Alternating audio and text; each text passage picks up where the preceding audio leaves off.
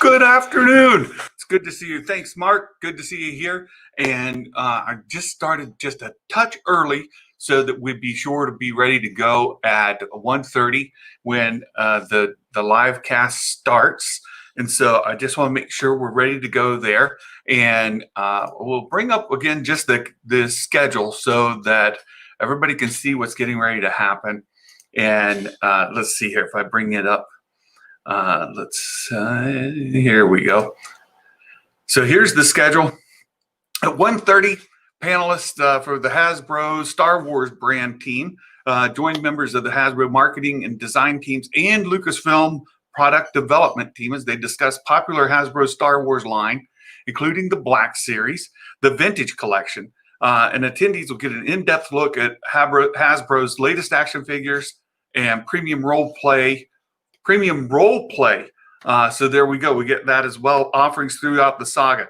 Word on the HoloNet is there also be a few surprises. And now you got that information from my elves as well. So we shared that this morning. Polo Zinda, welcome. Glad to have you here. So we're going to switch over here. They're still wrapping up the Hero Quest portion of the show. And it's 1:29. So they should be starting here soon. And let me go ahead and unmute just to make sure. Let me know if you guys can hear. Can you hear the audio just fine? Any issues there on the player with either me or the volume from YouTube, the stream? I might be able to maybe give you a little glint into what you can expect from the Warlock if you think people would be interested in it. They're going. Well, all right. Patricia, welcome. Good to see you this afternoon. Welcome to the stream. We're getting ready to start up the Star Wars content here, and hopefully this Hero Quest portion will end here in a moment. So good. Thanks, Patricia. You can hear them. Good. I just turned it up just a little bit. You can see in the chat in the live stream that people are saying Star Wars. So people are done hearing the Hero Quest. You've had your time. Get off of here. We want to.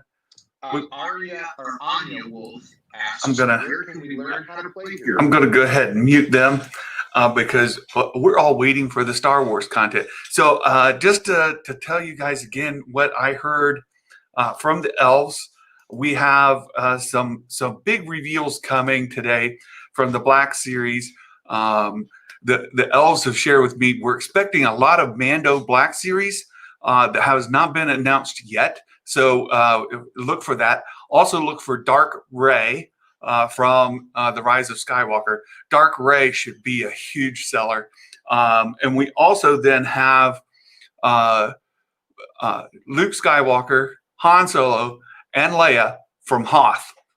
So we're expecting those three from Hoth in today's reveals. And then in some of the other lines, we may see Quill on a Blurg, and we may be able to get that Quill and Blurg. And then we're really excited for 2:30. 2:30 is when we're going to jump into, we're supposed to get into the oh shoot, what is it? The HasLab. Yeah, we're supposed to get into the HasLab reveal, and word from the elves is that we should be getting the Razor Crest. So we should be able to get the Razor Crest there. Not to spend small savings on Dark Revan Black Series Saber. Might be a bad idea. Oh, yeah, this is a hide your credit cards kind of stream, because by the end of this stream, you can have sunk several $100s. Yeah, absolutely. I'm a little concerned about that myself with that Razor Crest on the HasLab. If that price point is good enough, then Santa will be spending some money so that the elves can make him a Razor Crest on the in the HasLab project. So It's kind of funny to watch the chat here on the live stream of the PulseCon. Everybody's saying, "Hey, it's after 2:30 or it's after 1:30. We want to see Star Wars. We're here for Star Wars," and so it's the chat is just full of you guys quit talking. We want to see Star Wars stuff. So we've got that coming up at 1:30. At 2:30, we're expecting the HasLab. And then I think 3 o'clock, we're expecting some Star Wars panelists. Ashley Eckstein is supposed to join in, and we'll get her on there as well. And we'll see. Oh, okay, they're signing off. There they go. Everybody's waving, and away they go. So I'm going to go ahead and unmute here. There we go. Coming up, 25 seconds. And I'll turn the volume up so you guys can hear. Let me know if you have any trouble hearing over there. Yeah, it's super exciting. I'm really, really excited. As we get going in some of the time today, we'll talk about our own collections. What kind of Star Wars toys did you have growing up, or do you have? Or what is it that you might want to be collecting? As Patricia mentioned, she wants that dark red and black series saber. Here, guys, Here we go. Get away. 2 incredible tiers, unlockable stretch goals, and more await you with the Hero Quest HasLab project. Yeah, we don't care about Hero Quest. Well, I mean, we do. I see some of you guys love Hero We'd love Quest. to hear from you. Mark Hamilton. Could I see not that. be more excited. So here we go. Now I want to see how sharp you are. We have a mysterious artist with us today. Take a look.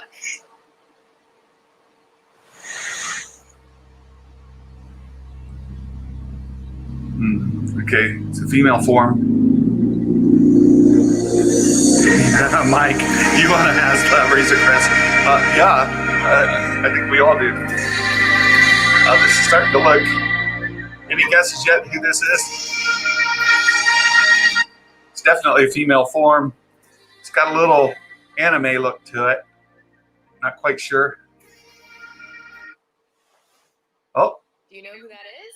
No. We will be revealing later on, so keep guessing. Now, leaving the fantasy realms, it's time to head on over to the cultural phenomenon that is Star Wars. Over in a galaxy far, far away, we have 3 amazing panels for you, including a product panel, another HasLab campaign, and some very special super fans that you don't want to miss. Ashley Eckstein voices Ahsoka Tano, and Dee Bradley Baker, who voices Captain Rex and Commander Cody. Yeah, Patricia, I don't know if you had heard, but the elves have rumored that the HasLab is going to be releasing the Razor Crest today. Let's welcome Patrick, Emily, Jane, Chris, Eric, and Vicky with all your Star Wars Black Series and the Vintage Collection news. It should be heavy on Mandalorian stuff today, from what I hear.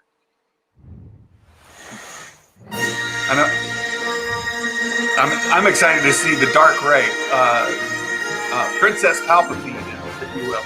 I'm anxious to see her. Yeah! Alrighty! Let's show rolling. Welcome, PulseCon fans. We are so excited to be here with you guys today. It's really been an amazing day. We've been tuning in here from our home, but we are excited that it's finally time for Star Wars. We've got a great day for Star Wars planned for you here today.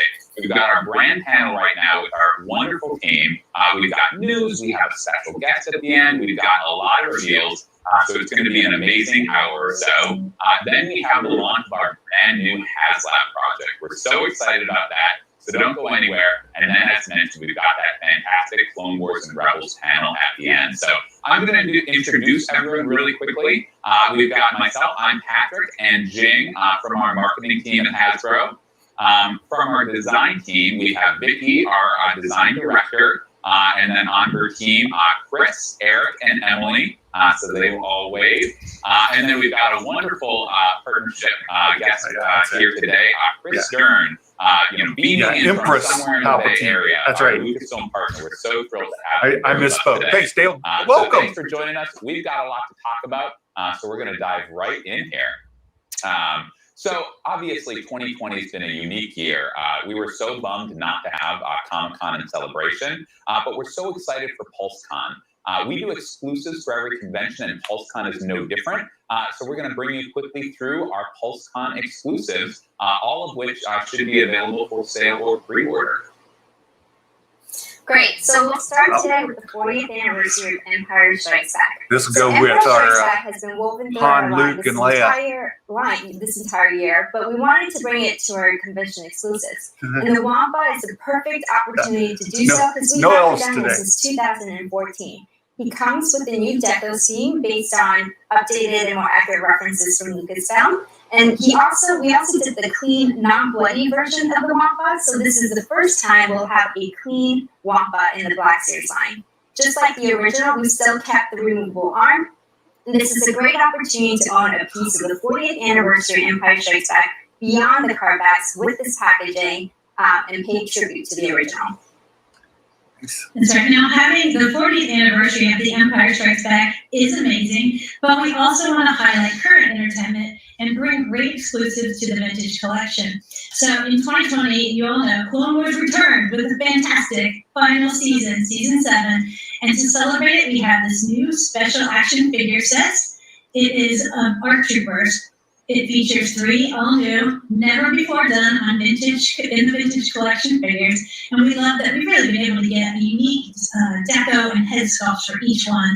And the portraits on these are really, really great, especially at the scale. So just one additional note, 5 is going to be coming out in our main line later this fall, so check them out. I really Our love final the convention 5 that's exclusive going to be there. Today, I'm so That's great. excited. It's the Heroes Here of we go. Endor Oh, my. pack from Return of the Jedi. It's a Look at beautiful that. pack. We've never done packaging quite like this. It's 3 scenes, 3 dioramas in one, compact enough for you to carry around with you, but you can also display it beautifully on your shelves as well. In contrast to previous higher priced convention exclusives, we really wanted to deliver figure newness with this pack. So we have Han, Luke, and Leia in their Endor outfits, which we've never done before in Black Series 6-inch line, and they will also be joining us in mainline later this year. We also included Papu and the speeder bike. So Papu is only the second ever Ewok we've ever done in the Black Series line, and the speeder bike we haven't done since 2018, and it comes with an updated stand as well. So all 3 convention exclusives are available right now for sale or pre-order on Hasbro Pulse. Awesome. Oh my! All I right, wonder what so the let's price start for that talking one about, is. some other Let's great see things here. in Star Wars. So obviously, The I'll leave this up, Mandalorian but took the world by You storm see, I last pull year. up Hasbro Season Pulse. 2 is a little over a month away, but the first Season 2 trailer just dropped. We've got a few Mandalorian items to reveal throughout the show, but just to get us all in the right mood, we wanted to play that Season 2 trailer. I'm getting goosebumps all over again. So roll that film. So let's see here. While this trailer plays, let me see if I can find that Indoor series. So the Indoor series is $110 to get Han, Luke, Leia, and our Ewok friend in the speeder bike. $110. Safety deemed such destruction. 4 black figures and a vehicle. You must reenact it with its own kind. This you must determine. The songs of eons past tell of battles between Mandalore the Great and an order of sorcerers called Jedi. You expect me to search the galaxy and deliver this creature to a race of So this is what I think is going. I think she's going to be a night owl. If you've watched the Clone Wars animated series, I think that's going to be a night owl there.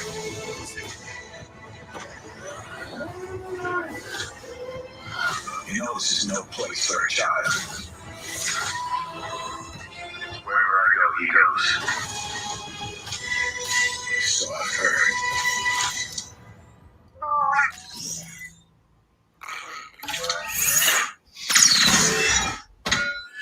Yeah, I've talked over some of this trailer because I think we've all seen it.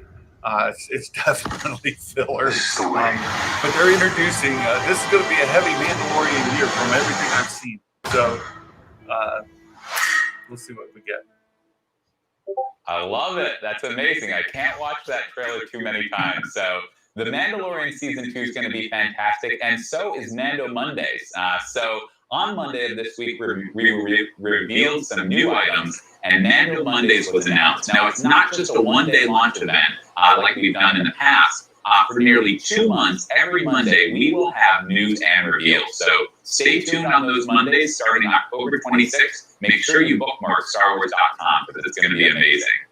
Alrighty, let's dive into our here we reveals. go. Who wants to see some reveals? They're going to start with We're the gonna vintage. start with the vintage collection. Yeah. We do have a So few here we reveals on the should panel, get but Quill the big and vintage a, news today is our HasLab launch. So stay with us right after the brand panel. We should get Quill on a blurb in this vintage collection. That's All right, so in 2019, we started doing something new and we continued it into 2020.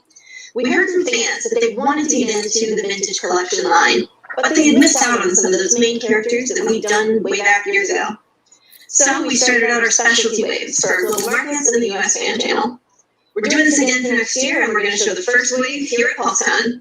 So who could it be? And here it is, our spring vintage collection specialty wave for 2021. Now I'll go ahead and show off some of these figures while Chris Stern takes you through some of the details we updated on these guys. Thanks, Emily. Yeah, of course, anytime we can update a figure, whether it's soft goods or deco, just wow, look at that shelf behind her. An improvement in any way possible, we like to do that. So in this case, for Shelves, I Anakin, should say, two we shelves. went in and thought, well, how can we make the soft goods better? How can we make it more to scale? And we found a better material, and certainly we improved it, which we're really excited about. As well as awesome deco on all of the portraits have been updated. So utilizing that new technology, Emily, what is that great new technology we love to see in the portraits? That's our photoreal technology. We love that. It looks so awesome, and it really captures the portraits and the likenesses of all of our characters. Yeah, Mark, I agree. They're mostly repaints, but they talked about the material being softer, and that was a focus as well. So. And next up, we have our battle droid for all your troop building needs. Yeah, they're holding off the good ones. They're not leading with them. Bringing some of the weathering more into the head on this one, just so that it incorporates a little better into the way the body looks. It's a super fun one. And coming up after that, we have Queen Amidala in her ornate black dress. Oh, yes, and of course, updating the deco, refining those portraits, everything that we love to see when we have the opportunity to offer these again, especially in the vintage collection. Very cool. There she goes. She looks awesome, Emily. Yeah, she was a fun one. And coming up after that, we have our TIE Pilot. One of my favorites. Very cool. And of course, more deco, right? We had the opportunity to get some more deco. I will say the detail on these looks tremendous compared to what I got when I was a kid. For these to be called the vintage collection, they have significantly improved. And next up, for a look at the packaging, we're going to be recreating the original releases with these great card backs. Yeah, I've got. Oh, fantastic! I'll grab it later. I've got a battle droid available for pre-order right over here. Still in the packaging on Pulse and most major retailers, unless an exclusive retailer is indicated. Great, fantastic. All right, our next reveal is also a re-release from earlier in the line, but on a vintage cardback for the first time. It ties in with that new entertainment theme, but in this case, it's Clone Wars. It's everyone's favorite clone trooper, Captain Rex. He's on a vintage hardback for the first time, and it's really great to see that realistic rendering based on the animation. So again, those pre-order details later today at 5 p.m. And again, stick with us after the panel, after the HasLab segment, for that fantastic Clone Wars panel. All right. And so next up in our vintage collection reveals is a brand new character in the line. It's also a trooper, and it's also from a new entertainment, but not from Clone Wars. From The Mandalorian, it's our Incinerator Trooper. I thought this guy was pretty awesome in the show, with that iconic scene, just blasting into the cantina. So let's take a look at him. Yeah, this is one that we talked about this morning. With his red and white armor. He's got some new accessories here. We gave him a new flamethrower with that awesome flame blast accessory. He has a new cauldron, and if you can see on the back here, he's also got a fuel tank backpack. So lots of fun detail on him, blasting into stores.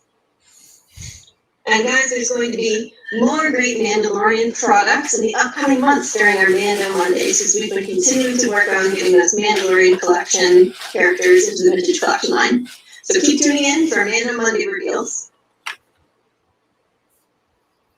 We'll be back with more vintage news for you later, but for now, we want to share with you some Black Series news. So Black Series is about 7 years old at this point. It's super articulated, 6 inches. So here's the battle droid that I mentioned. I just actually, I'm going to be doing a giveaway of some of the older toys that I have, and this is included in the giveaway. We'll have reviews today from the prequel, original, sequel, and the Mandalorian. So there's lots to share. We're going to start today with the prequel trilogy. So we've noticed there's a lot of increased love for the prequel trilogy. We love it too. Yeah, I've heard rumors here we're going to get Jar Jar. As well, especially with the conclusion of Clone Wars and with future entertainment in the prequel trilogy, there's going to be all eyes on this era. We started delivering more prequels last year, but we'll continue that throughout this year and next. So for our first reveal, it's a trooper, and it's the prequel, so there is no other more classic in the prequel trilogy than the Phase 1 Clone Trooper. Just like an Imperial Stormtrooper, it's time for a refresh of this classic trooper. It uses our new Clone Trooper sculpt. It has updated shoulder pads, so it's able to articulate a little bit easier. It has many more part breaks for cleaner color lines. As you can see, the crisp black and white color scheme of this specific trooper. So now this is our definitive 6-inch Black Series Clone Trooper sculpt. And just in time, as clones have obviously come into the forefront with current entertainment. And take a look at that packaging. We love the new line look. It continues the F2 line after the Walgreens exclusive Clone Trooper Lieutenant. You can see his little elbow peeking out right there.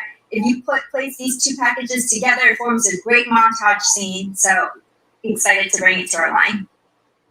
Absolutely. All righty. Our next reveal from the prequel trilogy. Now, there's a lot of great things about that trilogy, but probably none quite as unique and iconic to the prequel trilogy as this next character.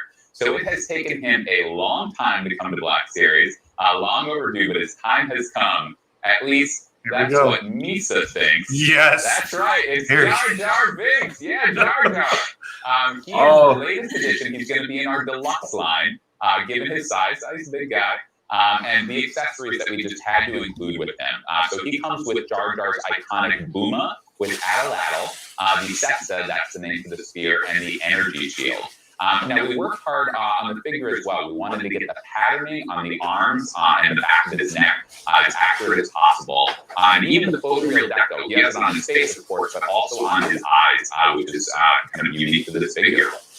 Here's a look at the packaging. He's the first in our Phantom Menace collection, the first look at that color striping, but hopefully we'll see more in the future. All right, so that is it for prequel trilogy characters. Well, that's a huge improvement over the Jar Jar I've got here. The original trilogy. Again, this is part of what I'll be giving away. And I kind of has even more relevance a bit later from my channel. But yeah, that looks like a really good Jar Jar for those that are fans of the Phantom Menace trilogy. Is actually another character from Return of the Jedi to be able to go along with our Heroes of Endor pack we showed earlier. Oh, here we go. So he's a character from The Empire Strikes Back, but we've never actually done his Return of the Jedi look. So that's right. Oh, it's Return of the Jedi Boba Fett. Oh no! So actually, where's Josh? Was our very first Black Series figure back in 2013, and it was such an iconic character. We knew we had to do his Return of the Jedi look at some point. So you'll notice on these are actually digital renders, which we had to do due to some of the challenges of our current situation, but they still look absolutely fantastic, and the actual product images will be even more accurate to the product. Similar to our Clone Troopers and Stormtroopers we did earlier digital images, meaning they don't have the actual packaged ones to have clean deco because they didn't have the production to be able to get them out. Try to make this the definitive Boba Fett, so he is a brand new, all new sculpt for this guy. The rocket on his jetpack is removable, and we added in the blown-apart blaster after Luke sliced it in half after that iconic scene. And actually, Chris, you want to talk about some of the other accessories we have in this pack? Yeah, the flamethrower is nice. I'm excited to add this to my collection because Boba Fett is Polyhedral Paradise. Welcome, Jason. But because it's a deluxe pack, we're able to lean into some really cool accessories that we haven't had the opportunity to include with him before. And that includes a flamethrower torch at the end of his gauntlet, as well as the rope that he ties up Luke with, if you fans remember in Return of the Jedi, that he obviously escapes pretty easily. He's a Jedi Knight, come on. But we've never had the opportunity to include these accessories before. We need a Sarlacc So it's gonna be a great accessory pack. where you can put Boba Fett in the Sarlacc, where the last we saw Yeah, him. and That's this where is he a belongs. quick look at the packaging. It continues our Return of the Jedi collection. This is actually our first figure not on Endor that'll be in this packaging. And pre-orders will go live today at around 5 p.m. on Pulse and most other major retailers, so look for it on shelf next spring. Yeah, I like the flamethrower too, Patricia. Of course, after the original trilogy is the trilogy that brought it all to a stunning conclusion. So the sequel trilogy, and it was absolutely amazing to see Star Wars back on the big screen, and great to see how it all tied together in the end. Our next reveal for today is a character from the sequel trilogy, and is a different look for that character that we actually saw from the second trailer for The Rise of Skywalker. Oh, there it is. So that's right. It is our dark side vision ray. Oh. So these are digital renders, which was Oh, another, I want to see the real one. we had with our Boba Fett earlier. We really wanted to do this figure as soon as we saw the trailer. We were Look, the thrilled blade to be able to bring it folds. to the line, and it actually comes with a soft goods cape. And it comes complete with her iconic switchblade style lightsaber. I actually have a prototype of it here. So this is the she's got a figure, prototype. and it is. Yeah, so it is really cool looking, and we're really happy with how she's turning out. And the switchblade was actually quite an engineering feat to be able to get this thing to function at this scale and still maintain all of the aesthetics of the figure itself. Yeah. So, Chris, do you want to talk about this? Yeah, that's figure a little bit more? fantastic. The Dark Ray is fantastic. I love the folding absolutely. saber. I mean, we would have loved to have this come out sooner and have everybody as excited as we are to have it and add it to your collection. But as challenges always seem to come up with entertainment, Production's we were down. excited to find out, as everybody else was, about this character kind of late in the game for product and toy development. So we started developing it as soon as we saw the trailer. Yeah, and Mark. as soon as everybody saw the trailer, we were so excited. We had to get this definitely moving, want- and we certainly did as fast as we possibly could, because it is an awesome character. Yeah, this is our first figure in the new line look for The Rise of Skywalker, and we think it looks really cool in that awesome blue color, and it'll be an awesome addition to the collection. So pre-orders today are 5 p.m. on Pulse and most other major retailers, and look for it on shelf next spring.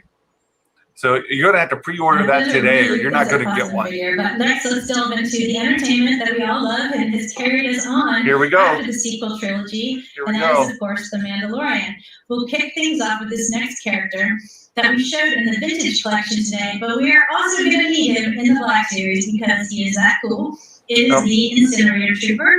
You can see this figure utilizes our definitive new Stormtrooper sculpt. It's newly tooled. Parts for this are the pauldron, he's got this cool backpack, around to the flamethrower, and an even bigger flame than what we've got in the vintage collection. Sorry, Emily. Anyways, the deco is really great. We've got a cool weathering effect on all of the his great markings, so super excited about him. He's looking fantastic. Alright, so, and as you take a look at our package, this continues our Mandalorian collection, which follows the Beskar Mandalorian and the Imperial Stormtrooper from our first fall wave. They've got a deluxe Mando Alrighty. coming out too. I'm We've got anxious so to much see stuff what to that get is. through. We're going to move through a little more quickly. Our next item was originally intended as our celebration exclusive. It's another character from The Mandalorian. It is, in fact, a Mandalorian, but it's not the Mandalorian. That's right, it's the Armorer. This is a fantastic figure. The figure itself will be in mainline later this fall. But this release, the Plan for Convention release, comes with some accessories that are exclusive to this item. You can see them there on the left, the hot forging hammer and tongs, and the helmet and spark effect, which is fantastic. It also comes with premium packaging, originally meant for the convention. You can see it's got a great sleeve, unique art on the side. Thanks, of the top, Adam. and it's Appreciate not it. numbered. So this is you can great. see it on I'm screen, grinning it ear looks to ear. fantastic. It's a great item. and we're excited for it to come to the line. Super excited about this Mandalorian Black Series line. Black Series main line, but there's another Black Series assortment you may remember from 2019, and that's the Archive Collection. Black Series have been around for about 7 years now. And I've heard a couple other Mandalorian Black Series that are supposed to be coming out. It could be that the production delays have pushed it later into 2021. We'll see.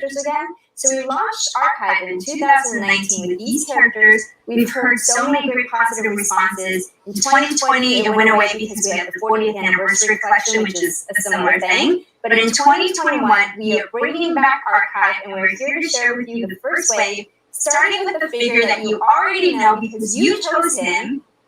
It is Clone Commander Cody. All right, fantastic choice for the line. Obviously, extra relevant with the prequel trilogy and the conclusion of the Clone Wars. It's great to have him back. Yeah, we're supposed to have more from Mandalorian line. We couldn't fit it in the 40th anniversary collection, but we wanted to get them. We've seen where they've got some of these are just digital renderings because they don't have the Luke Skywalker. Oh, here they are. Gear. Previously released with the Wampa in 2014. It's been a long time. We should have Luke, Han, and Just Leia. like the Wampa, we cleaned up his face so he's not as bruised and bloodied anymore. But we also wanted to get him out there in photoreal deco. So this will be the first time he'll be in photoreal. He's awesome. And of course, if you have Luke in his hot gear, you are going to next need Han Solo in his hot gear. The Blue Coat version of Han was released with the Tauntaun back in 2014. Chris, let's fill the fans in on some of the updated details. Yes, the major controversy, is it blue, is it brown? Well, I will absolutely let everybody know we went to the archive, we took the team, we double-checked, it is brown.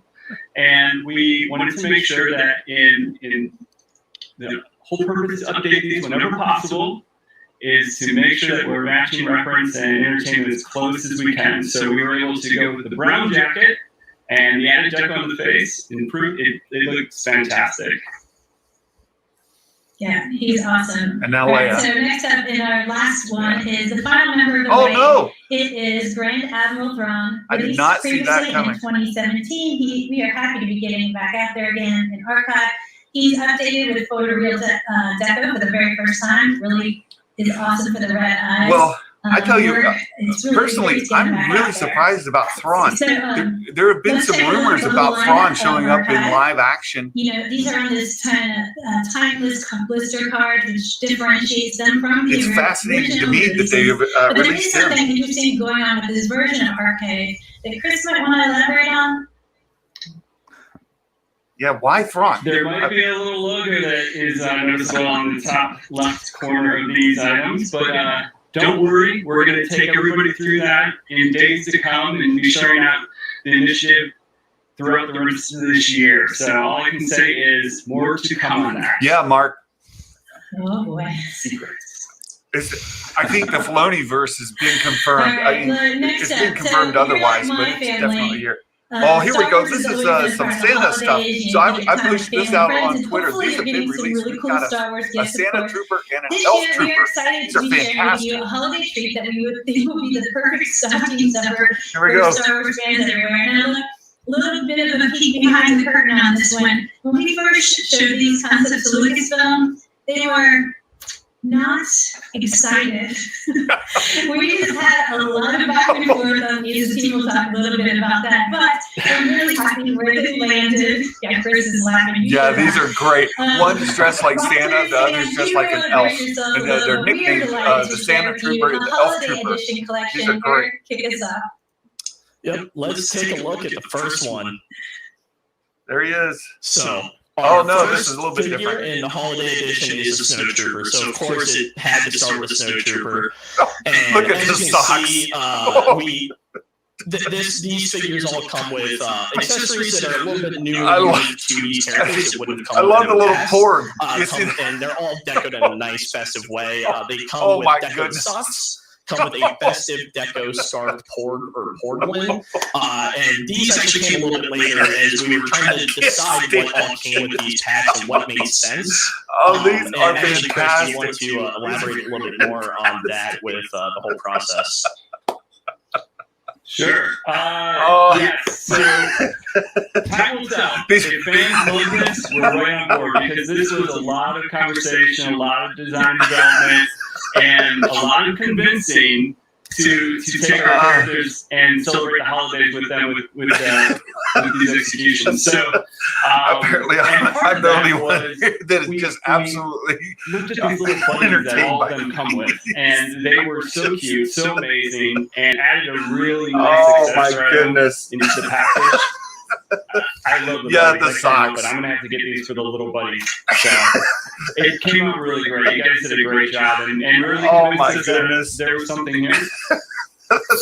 Yeah, we are absolutely thrilled with how they turned out. We're happy to be able to work through everything and get something that was truly unique to Black Series. And the packaging also looks really cool. I have a image here of it intact. I have it looks really cool with the white background. The figures really pop on the figure or on the package itself.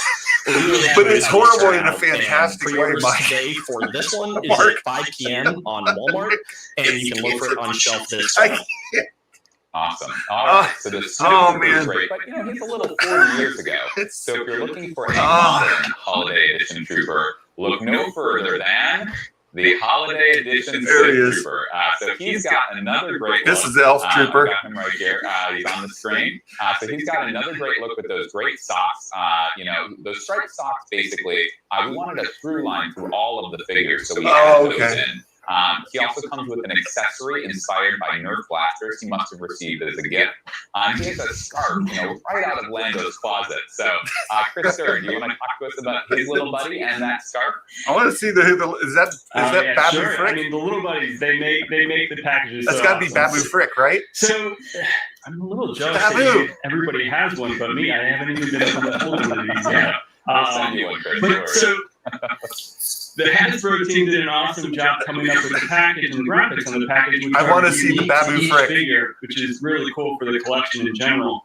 But if you look at the scarf, very closely at the scarf on your screen, you're going to see that we captured those snowflakes with the trooper's helmet on there. So just a really nice little detail. And again, I mean, the team, myself, we love details. What can we add to this? How can we make it look that much cooler? So, and again, just a great job. Really fun figure. And of course, the little buddy is my favorite. Absolutely. So, as Eric mentioned, I've got a sample here as well. So the package varies slightly on each figure, but again, they stand together as a collection. So you can see those unique snowflakes custom to each figure, but a great collection. So this one's a Best Buy exclusive, so check it out there. Oh, Best Buy. Look, those are all great, but guys, if you get invited to an ugly sweater party, then the Holiday Edition Clone Trooper may be your trooper of choice. He is armed with a candy striped weapon, so do look not at that figure. The ugly sweater that he is rocking. Hopefully, we can get a look at this. He's got an amazing deco scheme. It's a complex sweater stitch pattern made possible by our digital printing process. It's just the first time we used it for fantastic. I have to show you guys. Anything other than photoreal faces. So I wore today for this reveal.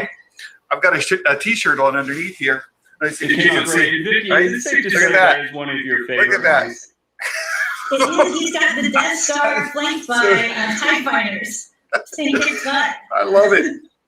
I love it. She's very excited about the ugly sweaters that we could do on these figures. So, yeah, and Chris is another little porg. I love the holiday buddies that come with these figures.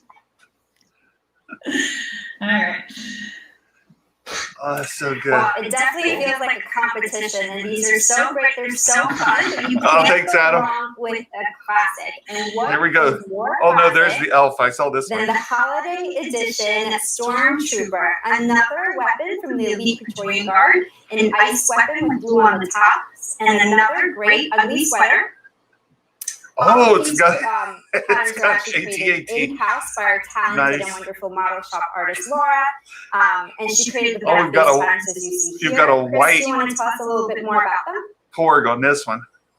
Sure, yeah. Ugly sweater or awesome sweater? I mean, I think we have to clearly define that. It's got an AT-AT on it, and to me, it's awesome. But, I mean... I would have absolutely loved if they put one of those snow foxes from The Last Jedi, or one of the Crystal Fox. Crystal Fox. Awesome. Crystal Fox is made for it. Yep, that's yeah, there's a awesome. little... Love it. You know who we have to work with here. They're so cute. It took the buddies to convince us that this was just going to make it all awesome. So, all right, bring us on, man. Very cool. Where's the Santa one? They showed it last night. So all of these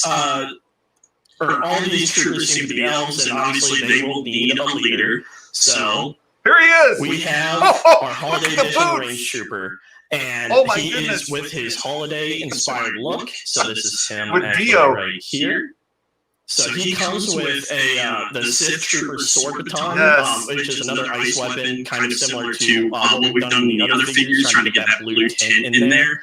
And Chris, you also want to talk about some of the accessories with this figure as well. I mean, I'd love to, because I keep going right back to the little characters that we have featured in their holiday get-up, celebrating the holidays like none other. It's a reindeer Dio. One of our favorite droids from one of our new... It's Rudolph. I think it's the latest and greatest movie. But you can't remember. That's wonderful holiday year. 4 elf troopers and Santa. So look at that beautiful collection. On Target for oh my goodness. And look for it on shelf this fall. And that is actually all of the figures. So let's take a look at the entire collection together. That's fantastic. So we are really happy with how all these look together. We think they look great as a set. We're excited for you guys to get them in hand. They came out great. I mean, they really look great as a collection. Great job, everybody. And for our final fan reveal for the here we go. Force Effects Elite Lightsaber So segment. Patricia, you're going to have to spend your money here. Put your credit card away. And we'll take a quick look at the first 3 we've done and revealed. So Kylo Ren last year, Darth Revan earlier this year, and Emperor Palpatine on an earlier live stream. But our next reveal, going out to some more recent entertainment and one of our favorite character of ours from season 7, is Ahsoka Tano's lightsaber. So this thing awesome. Oh. It has all the same details as all the other Force Effects Elite lightsabers. That metal hilt, the great effects in the blade, all the... I wonder if Ashley will have one this afternoon. Stuff, molten glow on the tip. But this one also comes with the 3-color blade. So you can switch the blade between blue and green and a nice yellow to reflect all those different blade colors that Ahsoka uses in Clone Wars. It should be green, blue, and also, white. like the Revan saber, you can see Not there in yellow. the photo. This one Maybe also he's comes wrong. with Maybe that it's crystal white. chamber, which will reflect whichever color blade you choose, and then will hold that charge as you take it out for display. And then a quick look at the packaging for this thing. This is such an amazing package. And just like it fits right into our other Whiskey Steve, welcome. We're having a great time. I'm still wiping tears from my eyes from the holidays series. So just a great I think the Ahsoka saber is going to be a great addition. I keep looking for them to add Rey's saber from the end of Rise of Skywalker with that unique switch on the indicated retailer. And just a reminder, that's around 5 p.m. Some retailers might not be live at that point, so just try to be patient. They will be up eventually. Alrighty, so that is the end of our reveals for the day for this brand panel segment. But we have a little final segment and a special guest appearance here that we will unveil in a couple seconds. So we're going to talk about 3 of our different segments, different areas within the Star Wars Hasbro portfolio, and then we will unveil how they all make sense in a second. So Emily's going to talk to us about Mission Fleet. All right, so the first of the 3 is our newly launched expression, Star Wars Mission Fleet. That's the scale that unlocks the world of Star Wars vehicles for kids. And next up, here's a sampling of the full launch line of Mission Fleet. We really leaned into action play here, battling with interchangeable I like the bulkiness of some of them. I really like these. Or if you purchase multiple sets, you could just load up all those launchers on one vehicle for an awesome effect. The big hero vehicle of this line is the Millennium Falcon. It has great plate with this mini rig tank that can deploy from the forward Mandalore for some ground missions for Han, and it's got this double firing launcher on top for extra firepower. And the details inside are awesome. This reminds me of interior plate with the jog table. It can fit a pilot inside the cockpit hatch, and that's our mission fleet Falcon. Yeah, that Falcon is really cool. And another place that the Falcon actually popped up is in Star Wars Galaxy's Edge, which actually opened up last year. It's a completely new immersive Star Wars experience. And we actually partnered with Target to launch a Galaxy's Edge experience within Target to make you feel like you are at the park in Target. It has a great range of products, including this item, the Vintage Collection Millennium Falcon Smuggler's Run. And the amount of detail here is absolutely crazy. And it was a great opportunity to deliver both this version inspired by, or both the version inspired by the original trilogy, and also the new version inspired by Star Wars Galaxy's Edge. So it comes with a complete new deco, swappable radar dish, and lights and sounds. Cool. Now, like all those Swappable radar dish. That's interesting. I'd like to see the dishes if it's got the like rectangular one and the round one. It's it wins for the highest level of awesomeness of everything we just showed. More deco than we've ever done. Soft goods sales. It has features galore. The ship is literally a masterpiece of deco and detail. So you may be wondering, what ties the Mission Fleet Millennium Falcon, the Star Wars Galaxy's Edge Falcon, and the Jabba sail barge together? And the answer, we're going to reveal here in a second, is its designer, Mark Boudreau. Mark is a phenomenal Star Wars veteran who's worked with us for many years. I know that many of you have gotten to know Mark over the countless conventions and know that he is a talented gentleman and passionate Star Wars fan. So if you hadn't heard, earlier this year, Mark retired, sad for us, but we wanted to take a minute and an opportunity to thank him and really celebrate him. Though he wasn't able to join us for the panel, the design team and I were able to take a few minutes and sit down with him and talk about his Star Wars vehicle legacy, and we wanted to share that with you today, so let's take a look. Okay. All right, so hello everybody, welcome. We are here today with Mark Boudreau, legendary designer and a longtime dear friend of mine. He is also the creator of every single Millennium Falcon toy that Hasbro has ever made. So, and of course, he's a great friend and mentor to all of us on the Star Wars team. So I'm going to turn this down just for a little bit here and talk to you guys. I see in the chat in the show where they're talking about the Razor Crest, isn't there? The Razor Crest is supposed to be the HasLab reveal. So it's going to be a high dollar release, somewhere like the $200, $250, maybe $300 range. It's supposed to be less than the $500 that we saw in the sail barge that came before, but the Razor Crest is the new one, and we don't have yet the number. Yeah, so HasLab's going to be the Razor Crest.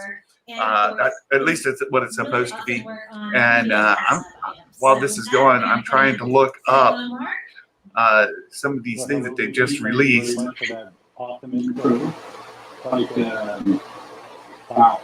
It's fun being retired, but I do miss the team, I do miss working on Star Wars, I miss the fans.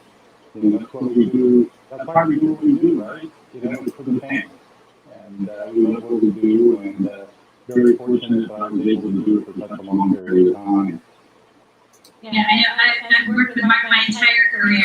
So, well, Whiskey Steve, the Razor Crest is free if you send me $300, and then I'll bring it to you on Christmas for free. And we're going to turn this over to the current Star Wars design team, a fantastic group of individuals, and each of them has been able to work with Mark in different ways, and so we're going to talk about that. So I'm going to turn it over to the roundtable for the design team. Thank you. Hi, Mark. Hello. Good to see you again. Hey, everybody.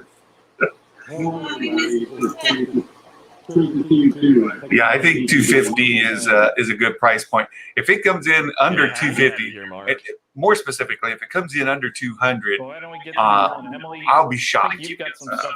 I really expect it to be 250 or 300. Yeah, so Mark, we wanted to ask you some questions. We had a conversation rolling with the design team, so something I wanted to ask you about. It was so cool to work with you on our new Mission Fleet line for kids, and fans might not know that the Mission Fleet Millennium Falcon is actually your last newly sculpted, newly designed Millennium Falcon that you worked on. Yeah. So I hope we they wanted to show ask some you, more of the you know, details here. What has like stayed the same, and what's changed about designing Falcons since your first one all the way back in 1977? You know, there are things that obviously are different from 40 years ago to now. I think the biggest thing is the technology. Back in the day, everything was hand-drawn, you know, a big drawing board. Now we can do it digitally, which, you know, helps expedite things, makes things a little bit easier to do. So I think the real difference making Mission Fleet is not so much how we did the details, because that's pretty much the same all the time. We strive to make things look accurate and something that a Star Wars fan of any age would appreciate. I think it's really looking at the proportions of the line. You know, going for a slightly younger fan, but still having it be very much Star Wars. And so I think it's really more of a proportion exercise. And I think between the vehicles and the figure changes or adjustments, you know, I think they still really say Star Wars very strongly, but give a different look to them, which I think is unique to Mission Fleet. So, Mark, you designed pretty much every Millennium Falcon toy that Hasbro's ever made in Kenner, with your latest of the more realistic Falcons being the Galaxy's Edge Falcon. Do you have a favorite Falcon that you like, that is your favorite, your ideal Falcon that you've designed and created? Yeah, Patricia, I've got my card right here in my pocket. My favorites. I mean, if it comes in, was a unique. If it comes in at 200 or less, the exterior of the ship is essentially the same, but each movie brought a different. If it comes in, Santa's got the credit card right here, ready to go. We'll throw it on here, I would have to say that the 2008 version, it will be mine. Was probably my favorite at the time. You know, it was the largest, of course. We were able to put a lot more into it. You know, it had a higher price point. But, you know, that took a lot of work, and I think it was well worth it. You know, it's such a nice piece. How it compares, I guess my second favorite would be the new Galaxy's Edge version. It really took the best of both worlds. It took the 2008 version, we translated that into Galaxy's Edge. It's really the best actually, classic as well as the reason I say that collection reminds me of the Play School ones where you get the action figures. And then my youngest daughter had several different lines of those where their arms are kind of fixed. If you know what I mean. Those were fantastic, and these sort of remind me of that because they're a little bit bulkier. I'm not sure how posable they are. I'm really interested. I hope they go back and show us some of the details of these collections. I think you would find something a little bit different. You can put the rectangular radar dish on it as well as the round. Oh, there we go. The paint job has been enhanced. It's got both radar dishes. I know a lot of people are kind of in the park grumpy about the rectangular one. Really pretty cool. So if you're grumpy about the rectangular, you got the round one, so you can put that on. All the lights were incandescent lights. All the lights now are all nice, bright LEDs. Yes, it will be mine. Good quote, Dale.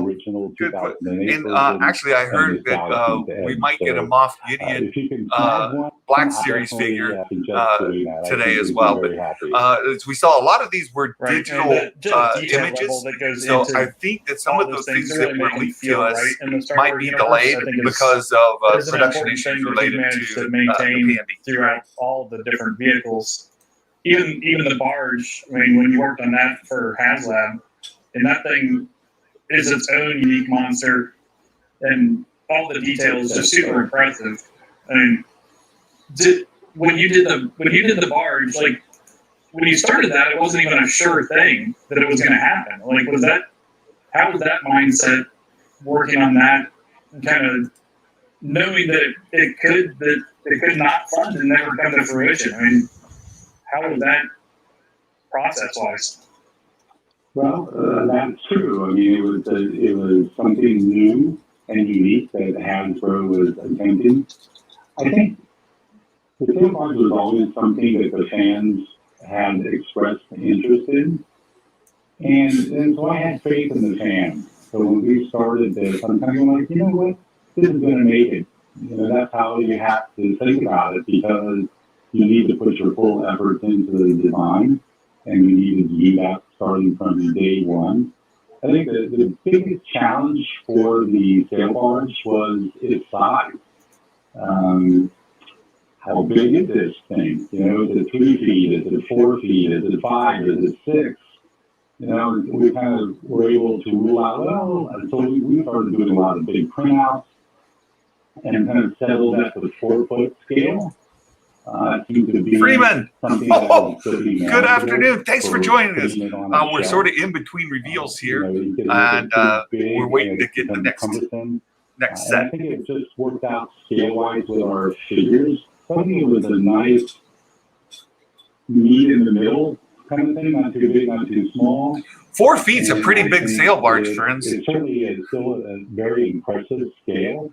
Yeah. And I think it still does. If this thing's 4 feet long, to the size of the figures. holy I moly. think that's why we went with the sail barge to start with for our first half lab, was that it was very figure interactive. Yeah. Oh, that's You know, they're and talking about the that's something HasLab that one. we felt was Yeah. really important. But- And You know, again, for that folks sail who have barge been went for collecting $500 figures in the for all these HasLab years. and Now it to get has in some on that. place that's really cool. And they sell for around $2,000 now. So $500 investment return $2,000. That's not bad, but it means you can't keep it. Or you spent $500. You know, we added galleys and, you know, and all that kind of fun stuff so that they could outfit the vehicle as they saw fit. You know, we wanted to set Yeah, $125 per foot. You know, kind of do our own HGTV versions of the sail barge. Yeah, seeing the process of that from beginning to end, it was like, I feel like every single model that came in, every painted sample, it was like an event that the whole team went to, where like we just, it seemed like you would come in and you're like, we got a new sample, we'd all drop what we were doing and go run to see the new sample. That was the most excited I've seen like the entire team be about a single product. So, you know, that's what's fun working with Star Wars. You know, you. Oh, thanks a lot, Freeman. Yeah. So while we're in this lull here, I talked about it this morning. I'm going to turn the volume down. I talked about it this morning for my YouTube channel here. When we get to the point of having a community tab, which it comes with 1,000 subscribers, so we're a fairly new channel. We've got to grow here, but when we reach 1,000, I've got a whole collection here that I'm going to give away. So you got to get rid of the old to make room for the new. In this collection that I have, I shared it this morning. I'll share it again now. It's the section collection that comes with the Comtech chip. So let me switch this over so you guys can see here. We'll go this way. There we go. So it goes with the Comtech chip. We've got Battle Droid, and we've got Amidala there, Queen Amidala. We've got the that one's there, the bonus. Here we've got Padme. Padme is part of the collection. Of course, Darth Maul. You couldn't have a Phantom Menace without Darth Maul. You've got here we go. Plot armor Anakin with unlimited midi-chlorians right there. It comes with the cheat code for unlimited midi-chlorians. That was a joke from earlier. Here's Qui-Gon Jinn. And we've got Jar Jar, of course. We've got here we go, Obi-Wan Kenobi. And we've got one more. We've got the Comtech player itself. So the whole package here, we're going to give away to a lucky subscriber. We'll get the entire collection that come with that Comtech chip. It's all packaged, unopened, and then we have some runner-up prizes. We've got Yoda here from the Clone Wars. animated series. And then just a random, this was given to Santa as a gift.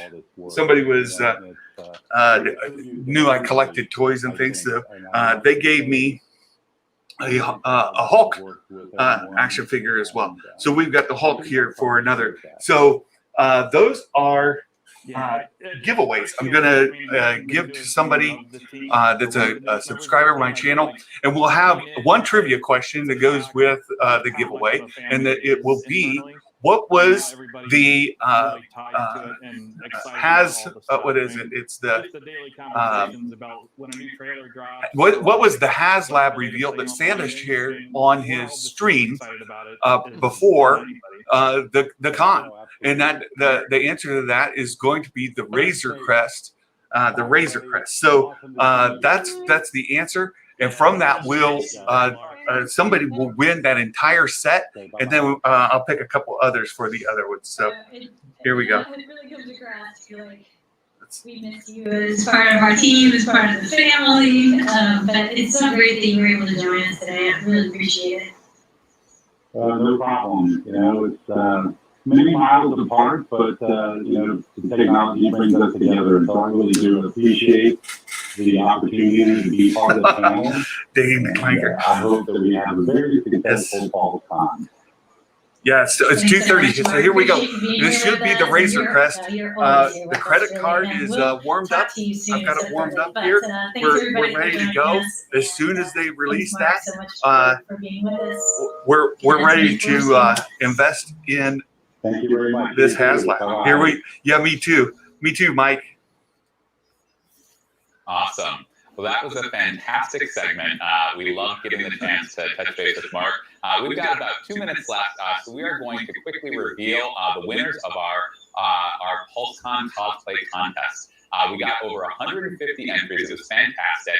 It was hard to choose, but we have the top 3 winners here today. Starting with, in 3rd place, that's right, it's this fantastic Cara Dune cosplay from @MovieLover4Life, which is amazing. Congratulations. In 2nd place, we have this. Oh, that's really good, Mother Towson. From @MPoppins_cosplay. And our grand prize winner, drum roll please, we've got this amazing Harrison Dula cosplay from @VaultBox. So you can see them all together here. Thanks so much for your submissions. We're so excited to see your cosplay creations live in person at our next convention. And just a quick note, the prizes for this contest were pretty amazing. 3rd place and 2nd place got some of our convention exclusives. And that 1st place Harrison Dula got one of our 2018 HasLab Jabba Sail barges. Oh my goodness. Definitely a great opportunity to participate. So that's it. I wonder if Santa would be eligible for a cosplay. Here with you today. We got the whole group back here up on the screen. Thank you so much, PulseCon fans. Thanks for joining us. And again, don't go anywhere. We have the launch of our new HasLab item in just a few seconds, and then our Clone Wars and Rebels panels after that with Ashley and D. Bradley Baker. So thanks so much. Have a great PulseCon. Bye, guys. Here we go, everybody. Thanks for being with us. Bye. Bye. Thank you. Bye. Here it is. Here we are. Here, I agree with you, Trish. I thought the Mother Towson was the most impressive. All right, we have some more comments coming in, so let's take a look at what you have to say. What I have to say is I want to see this First comment is from Bryn. Who shot first, Han or Greedo? Han shot first. Han shot first. It's canon, I said it. All right, next comment. And who is your favorite Star Wars character? Ooh, okay. Serious answer, obviously General Organa. Joke answer, Salacious Crumb. Gotta love Salacious Crumb. All right, last comment is from Scott. I can't believe I'm excited for Jar Jar at Hasbro Pulse, but you won me over. You know, Jar Jar is an exciting character. He is exciting. So guys, keep those comments coming. But now, back to Star Wars. And Star Wars fans, you're not going to want to miss this next segment. As many of you know, in 2018, the very first HasLab project came to life thanks to you, the fans. The designers dreamt about making the biggest vintage collection vehicle ever, the ones fans have been requesting for years, Jabba's sail barge, the Katana. And you made it happen. So let's turn things over to members of the Hasbro Star Wars marketing and design teams as they reveal the next Star Wars HasLab Vintage Collection Dream Project.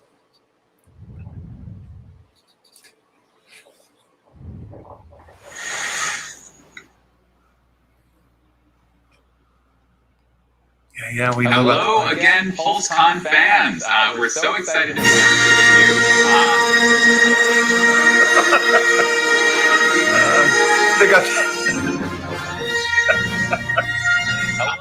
They got their music cue off. So great to be back with you guys. Love hearing that music, teeing us up each segment. So great to be back with you. I'm here with Chris Wright from our design team and Chris Stern again from Lucasfilm. Again, my name's Patrick. I'm on our Hasbro marketing team. Let's keep the magic going. Let's keep this excitement going. So we just had a fantastic brand panel. Hope that you were able to join us there. Here it is. Some fantastic new reveals, a special guest in Mark Boudreau. But we are keeping the excitement going, and we're actually going to ramp it up to 11 here. Previously untold levels. It's going to be great. We are launching our next Star Wars HasLab comments said, calm down, people. We told you guys about this about 3 months ago, I believe in June. The only thing you know is that it's going to be a vintage collection item, but it's going to be revealed today. In like 5 to 10 minutes, you'll know what it is. The campaign will be live. It's going to be amazing, and we're so excited to take you guys through it. So as you guys know, HasLab actually started with Star Wars back in 2018. We can put some images up there of the barge. The barge launch was fantastic. They got to drag it out just a little bit. They know that people are dialing in at 2:30 to get the reveal. It's 2:34. It was revealed at New York Toy Fair in 2018. And again, it was so great to have Mark with us on the brand panel. Because it was one of his the comments are cracking me up. This is certainly one of them.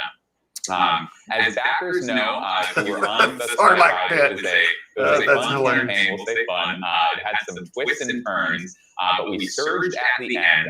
We beat our goal for that initial HasLab launch by nearly 2 times. We had nearly 9,000 total backers at the end. And in the end, it was an amazing final product. Really, you can see the final art there. Really a cornerstone of the line. Great packaging you're seeing there. So we love that barge campaign. We were so excited. It obviously launched HasLab as a platform for Hasbro. And we're excited that, it's coming home to Star Wars. We get to be with you to launch our next campaign, which is going to be even better. We were so excited. So that was a great, nice little trip down memory lane. I'm sure we all love seeing the barge and reliving that magic. But you guys came here for the big reveal, the big new information, months of speculation and wondering, and now let's roll that film and tell the fans what it is.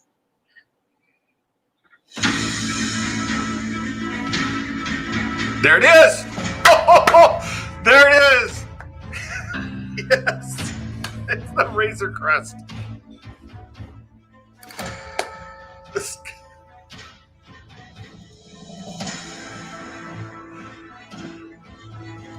Oh, largest ever, 30 inches long, so just shy of 3 feet, 2.5 feet, 20 inches, almost 2 feet wide.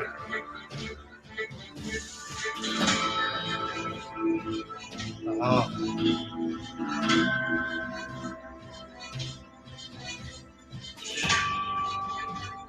Look at that.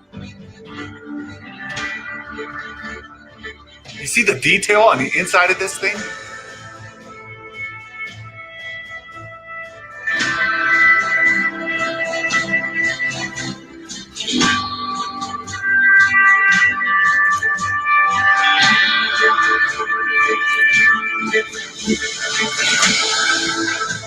Look at the detail.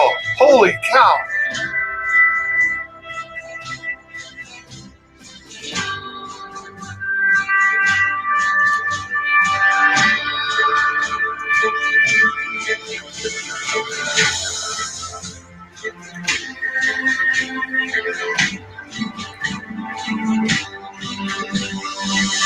Oh! Did you see that? 6,000 backers. There'll be 6,000 of them.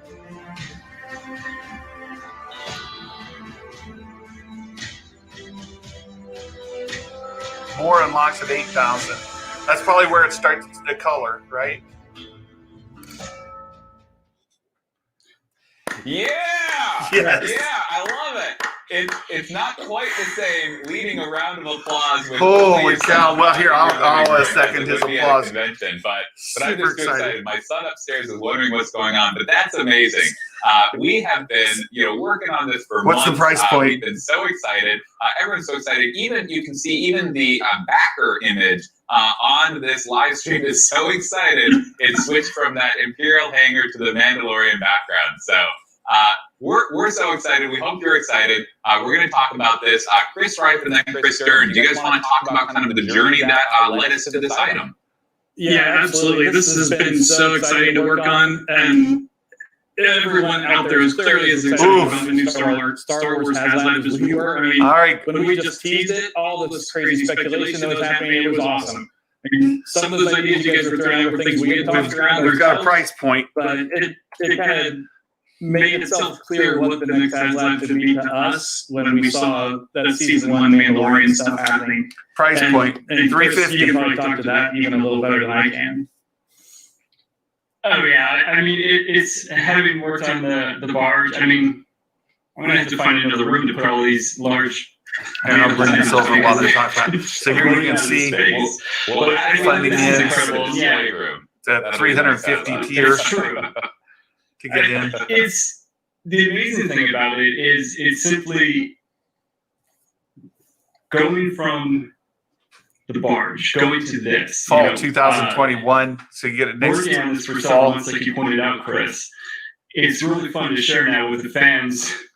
What we've been working on. And almost 11 inches, 10 and a half inches tall. I mean, I'm just thrilled that we can actually 20 talk wide, about it 30 and share long. the details and really continue Mark's legacy. We've all had the chance to work with Mark over the many years and continue his visions and his vehicles and his expectations with detail into the vehicles that we've worked on him with in the past. So it's always going to Vicky's point earlier, it's always going to have a little bit of Mark and all of these things that we work on.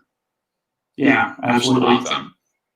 Fantastic. Well, I think we wanted to bring fans kind of just remind them kind of what it was like a year and a half ago when we saw the Razor Crest, in that first trailer for the first time, basically, and just kind of recapture some of that magic. When we saw this trailer for the first time, we saw that vehicle and we were like, we got to get that into the line. So friends up in the booth, and we rolled that Mando Season 1 trailer. The Mando Season 1 trailer. Why do we need the Mando Season 1 trailer? Again, this is filler stuff. We don't need the Season 1 trailer. We know what Season 1 was. We don't need that trailer. Yeah. Oh, yeah. $350. That's it's at the higher end. I thought 250, 300. It's just over that at 350. So that's a bit of a charge. Boy, that's a tough one. It's tough. How do you get it? How do you not get it? That's going to be big. Yeah, Mike, I saw you just got the Sentinel, right? Yeah. Now you revealed that with, we talked about that on Adam's Fanjecture stream when you got that. Yeah. This filler, this is a little bit maddening because we've had Season 1's been out. We don't need this. What we want to know is what are the additional unlocked tiers? Are they going to unlock more figures? Is it painted? Is it more painting? What is the deal? Yeah, we don't need that Season 1 trailer. Don't you agree?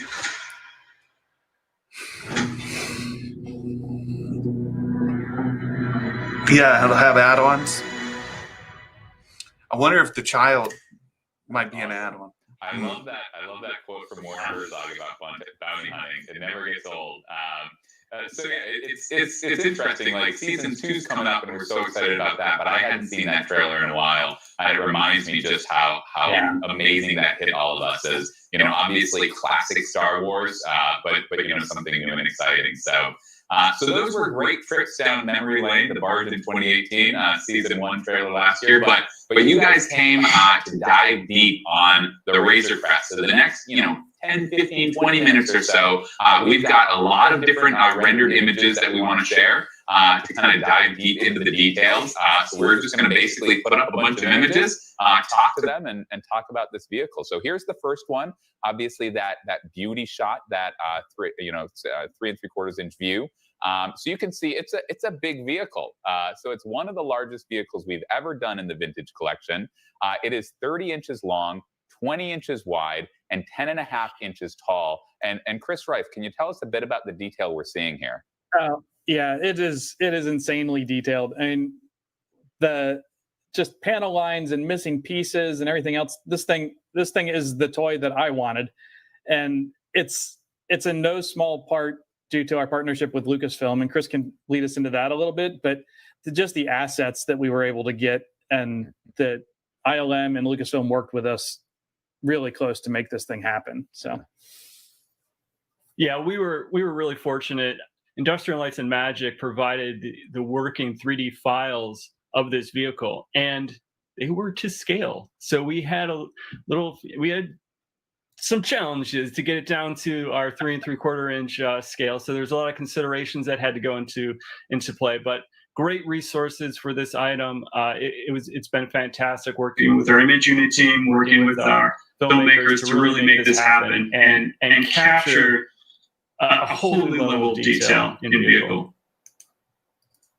Absolutely. Yeah, you can really see a lot of detail. Sorry, go ahead. The cannons, all those details on the back deck, all that stuff. It's detail that you don't even see in the show. It just kind of is there, but we get to really throw that into this thing. So like the engines there, you can see some asymmetry. The guns, like some great stuff like that. And Patrick, you can walk us through how that's kind of been a consistent theme with Star Wars toys in the past too, right? Absolutely. Yeah. One of the things we love about this and love about all the toys is there's just this great heritage of Star Wars toys kind of, fleshing out the details. Obviously, the vehicle kind of flies by you on the screen, but it's great. I know I've loved having my barge and just being able to kind of dig into that. And there's some off-screen stuff which is great as well, like, in the barge. And we had the Imperial Troop Transport, which was a Mark Bedrow creation, 40-some years ago that came into entertainment. And it's just great. We love seeing the interplay between the entertainment and the toys. And a product like this, I don't even want to call it a toy. It's not really a toy. It just really allows you to study the details of the universe. So those are kind of our beauty shots from the outside, but let's dive into the details. This is the vintage collection. We kept this vehicle to those standards, and it's got a ton of features and finger foods. So, Chris Rife, talk to us about this image we're seeing here. Yeah, I think the first thing everybody just jumped out of their chairs was the character sitting there. And I think you're going to tell us a little bit about him more in a second here or two. But you can really see like some of the intricacies we got into on this thing. So we can go on to the next slide and pop that canopy off there and get a little better look inside. But everything down to it's got the 3 seats obviously, so you can carry your buddies around with it if you want to go on adventures. That fully just detailed and decked out cockpit with the control panels and all that stuff. But obviously the centerpiece there in this image is that figure. So Patrick. That figure. Yeah, so let's talk about that figure. So we are excited to get a new Mandalorian into the vintage line.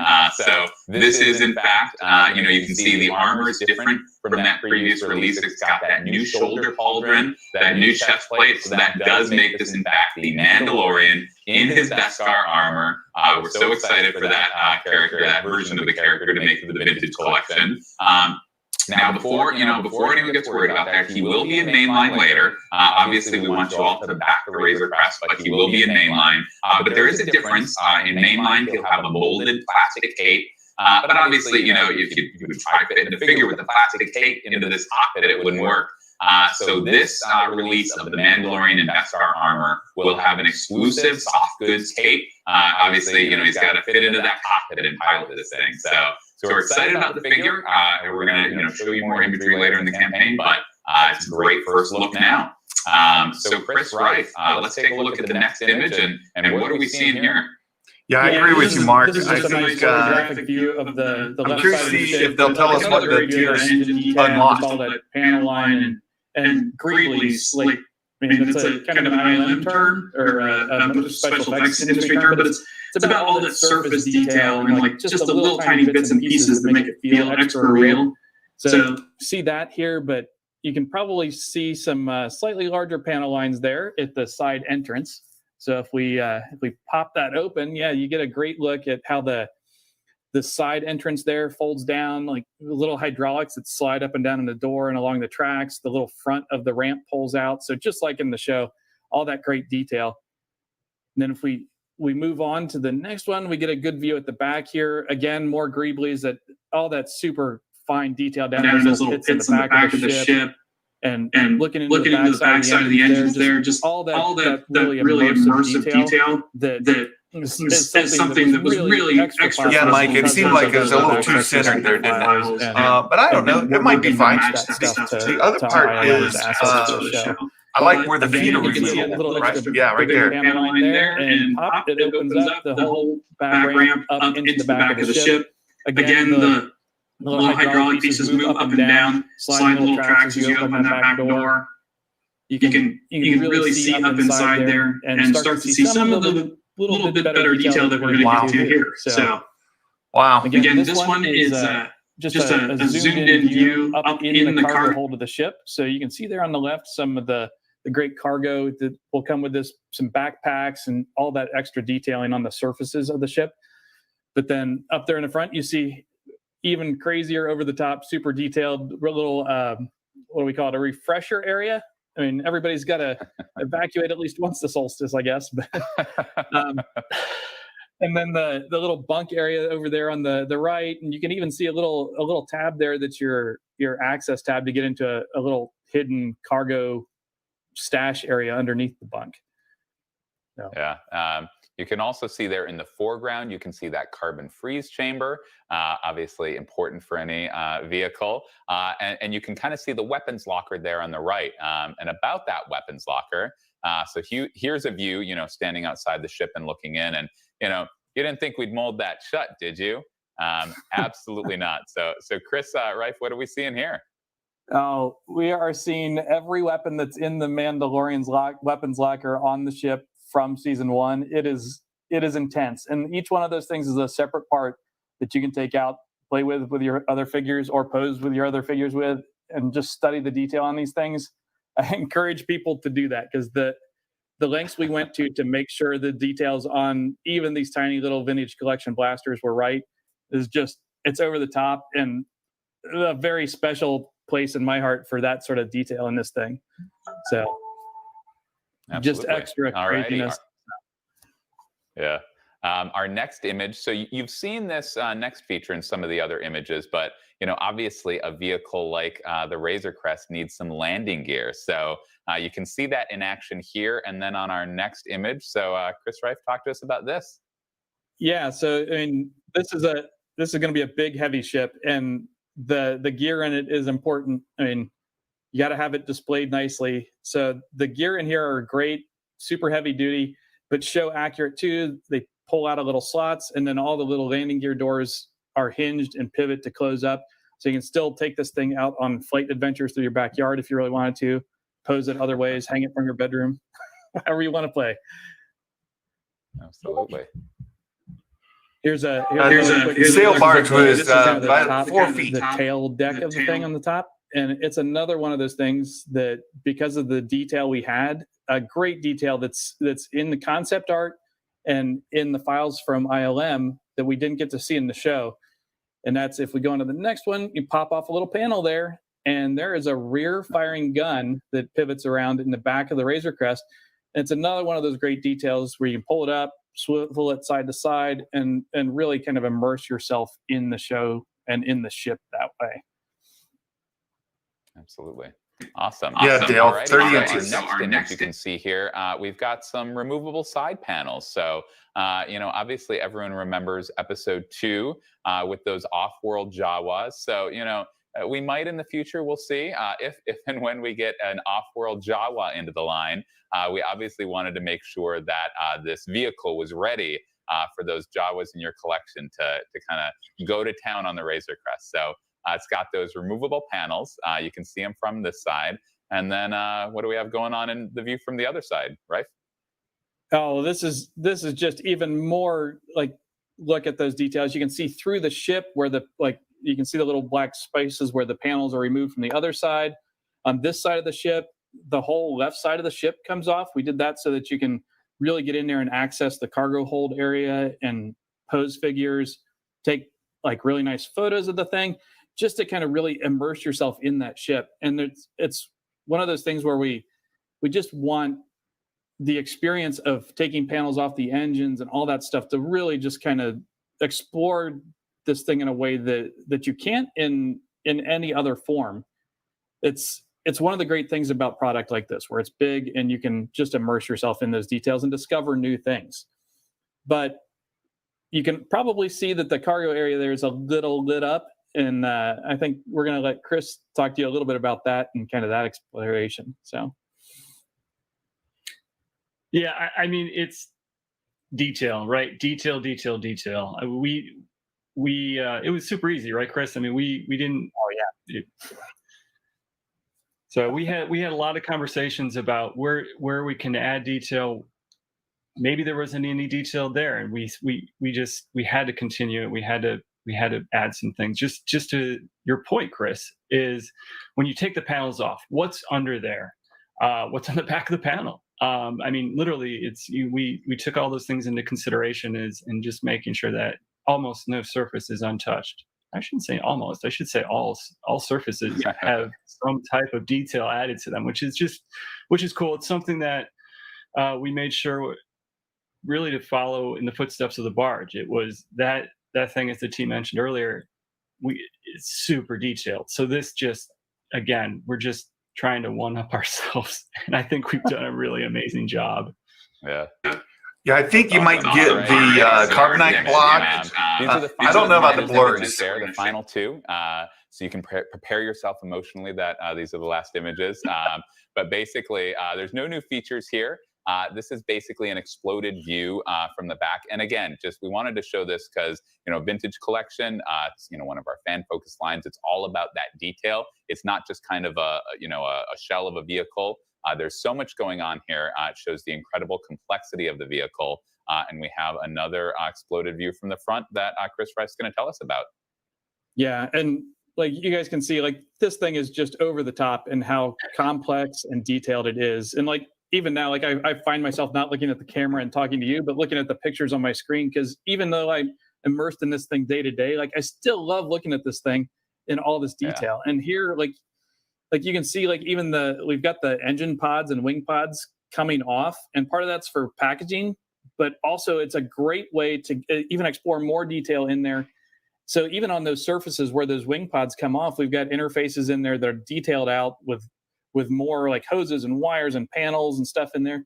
But that thing also has the added benefit. We're really concerned about displayability of these things. So the ability to put this on a shelf, just like the barge, I mean, that's part of the concern with this, is it needs to be displayable for you. So even being able to pull off the engine on the back side still lets you fit this thing on a normal size shelf.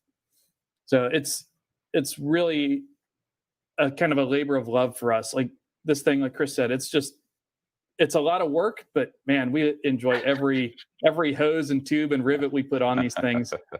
So, I mean, that is our final image, but I think you guys can see, like, we worked really hard to leave no surface untouched, like Chris said. So there's hidden details everywhere on this thing that we haven't even touched on yet. But so I guess that's our second HasLab, second Star Wars HasLab. Cool. Yep. So we can take that image off and go just to our handsome faces.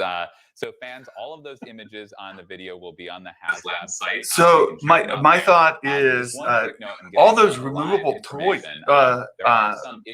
weapons, amazing. They're acknowledging that there's some issues on the HasLab site and folks not being able to get their orders in. Kind of keep refreshing. And thanks in advance for your patience. We will definitely get that fixed soon because we're all excited about fans being able to get this item.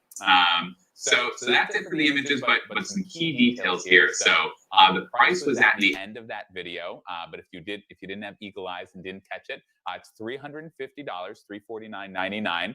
So it's less than the barge, which is fantastic. It's a little smaller, but the barge was fantastic. It was a great campaign.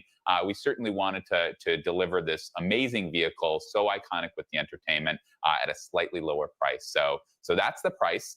The estimated ship date is at the end of 2021. So it's on similar timing as the barge.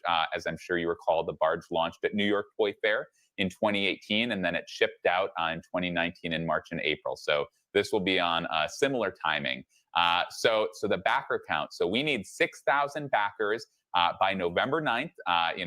We're confident on you guys. You guys really drove the barge campaign, and we're sure you'll do the same thing here, and we'll reach that backer goal. I will say again, November 9th. So that deadline is November 9th. There's no exceptions. Again, we're confident this campaign's going to go like gangbusters, but either way, that cutoff point is November 9th. So set your calendars. That's it. You've heard it here. I'm committing to it. There we go. And there will be stretch goals. So again, kind of at Hasbro, there's a tradition of teams building on each other. So Star Wars was super excited to launch the first HasLab, but Marvel had a great campaign where they introduced stretch goals. So we're taking a page from their book. We will have stretch goals that will unlock starting at 8,000 backers. And we will say those stretch goals are like what the Yak Face was for the barge. So in terms of hitting 6,000 backers, you've seen the whole offering. That's it. That's what will get us to 6,000. And then again, those stretch goals will unlock at 8,000 backers, which is exciting. So one more quick note, we're working with our partners in other markets. We want to bring this item to as many fans as possible. So we are working with those other partners. So we're fairly confident that we will have that coming out for those partners in other markets in the coming, it'll be pretty soon in the coming days or weeks, and we're hopeful that those fans will help us reach our 6,000 backer goal. So one final detail, obviously if you've seen this vehicle, I'm sure you're excited, but you may be wondering where the figures are to interact with it. Right now in the vintage collection we have a few Mandalorian figures, so we don't have any other figures to reveal today.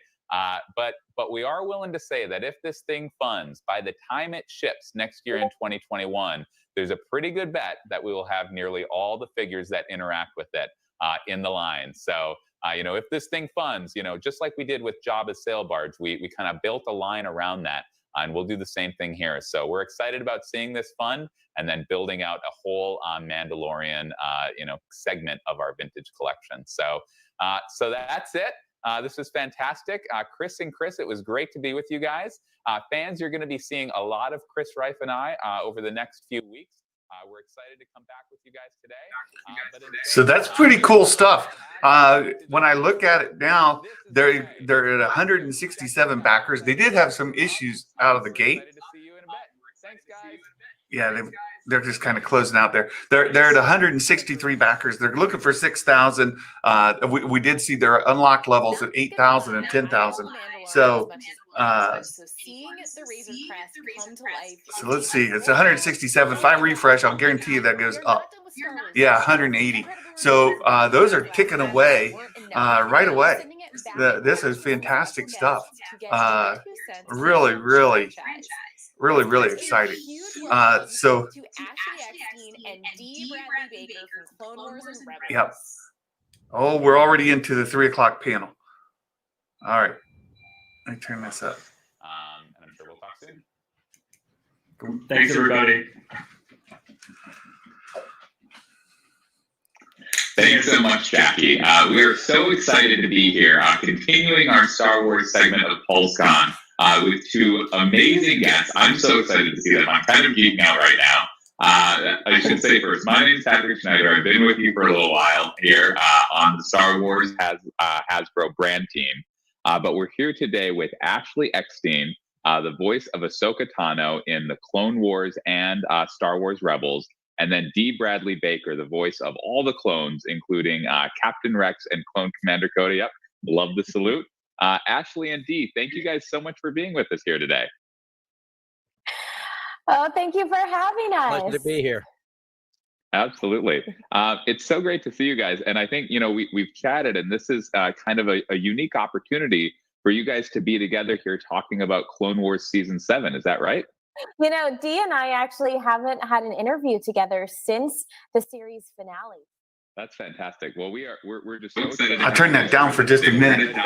We'll say that I did ping Josh and thought maybe he could join us just for a couple minutes there at 2:30 for the reveal. I thought it'd be fun to have him on for the Razor Crest. So Josh has the link to get in if he has the time. I know he's been super busy.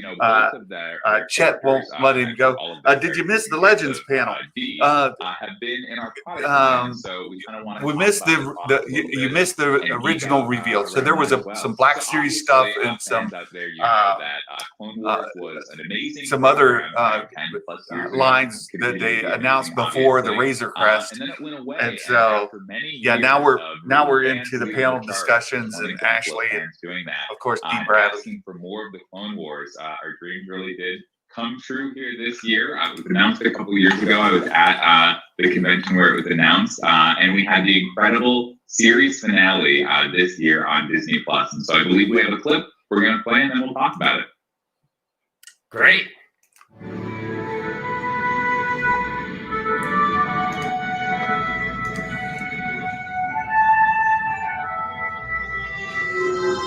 So back to filler content. We've all seen this stuff. So season 7, fantastic. I've got some notes here I'm seeing coming in on Discord. I'm trying to keep up. There's some folks we've invited to come in and talk with us this afternoon, and we'll just talk about our toy collections, things that we. Discord's going crazy. Yeah, I have to get back to that later. But this is great. Obviously, it's an amazing emotional moment. I actually tear up every single time I see that scene. So it never stops.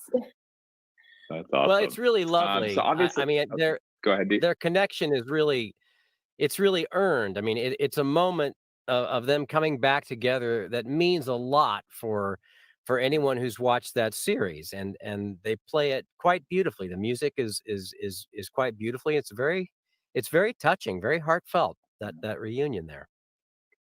Absolutely. Yeah, it definitely packs an emotional punch. And, I think fans felt similarly, right? Like loving the show, however many years ago, and then it coming back. And so I think you guys were probably on a similar journey there. What was it like to come back to Clone Wars and come back to that emotional core of the show, that relationship between Ahsoka and Captain Rex? What was it like to go back to that era again and record those? Well, it's a dream. Go ahead, Ashley. I feel very grateful that we got to go back in time and literally relive all of those experiences all over again. And it truly was wonderful. It was such a gift. And we did. We got to say our goodbyes. We got to record some incredible episodes and just share so many wonderful memories. Yeah, it really was a dream come true to be able to finish the mission, so to speak, to finish the war. And it was definitely something that was left hanging. There's a lot of big issues that were building up and that were developing and deepening as the series matured, and it just to leave it, to just stop in the middle of it, it was cruel. and it was a great relief to have it finished in such a and fulfilled in such a cinematic and fully produced kind of a way. What was it like for you guys? And Ashley, we'll go to you. What was it like when you learned that Clone Wars was coming back? What was your reaction?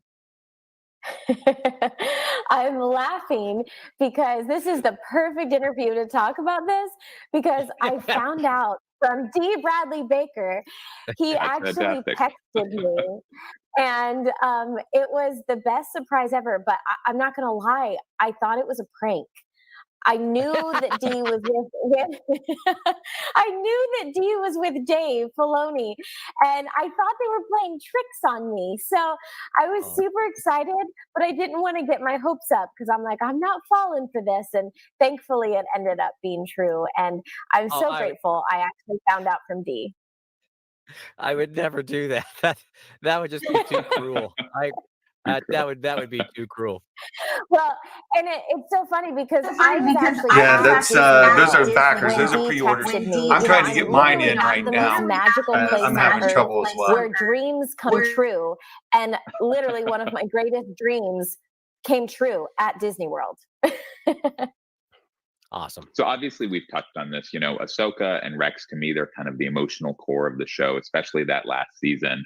Although Anakin obviously in there as well. But certainly they're the focus of the last 4 episodes. It's really kind of their journey coming to a conclusion in this show. Obviously the moment we were all kind of waiting for, anticipating, dreading some combination of those words was how Order 66 might impact Rex and kind of that relationship. And so, spoiler alert for anyone who hasn't seen it yet. And I should just say, if you haven't seen it, drop everything and go watch Clone Wars Season 7. But we're going to play a little clip there and then talk about that. So let's roll that clip. The site is not letting me place my order. I'm going to try refreshing and I'm going to keep trying to get in. It's just not cooperating. Oh, there we go. Nope. It just turned. I can't get in. It turns gray on me. I'm gonna have to refresh again. So there's the goosebumps again. And I will say, yeah, it's amazing, and I'm sure fans will agree. It's just an amazing opportunity to be able to watch your reactions to that scene. It's just kind of a cool aspect. But obviously, that was a huge moment. And you guys, I'm assuming, record kind of your parts. But what did you think when you saw that scene in its final form? Well, it's gorgeous. I mean, it's devastating, and I mean that final the final arc of the 4 episodes that conclude the Clone Wars. I think it might be the best looking, most fully cinematic of the Clone Wars series of all. And it's also the most emotionally devastating and featuring really some of the biggest linchpin moments in all of Star Wars. So there's a lot there. There's a lot, and it's just it's so beautifully and harrowingly well portrayed. I mean, it's I mean, and and I'm somebody who makes this. I'm an actor in it, and it really gets me. Well, I'm going to spoil a little bit because I have a fun story that I feel like we haven't told.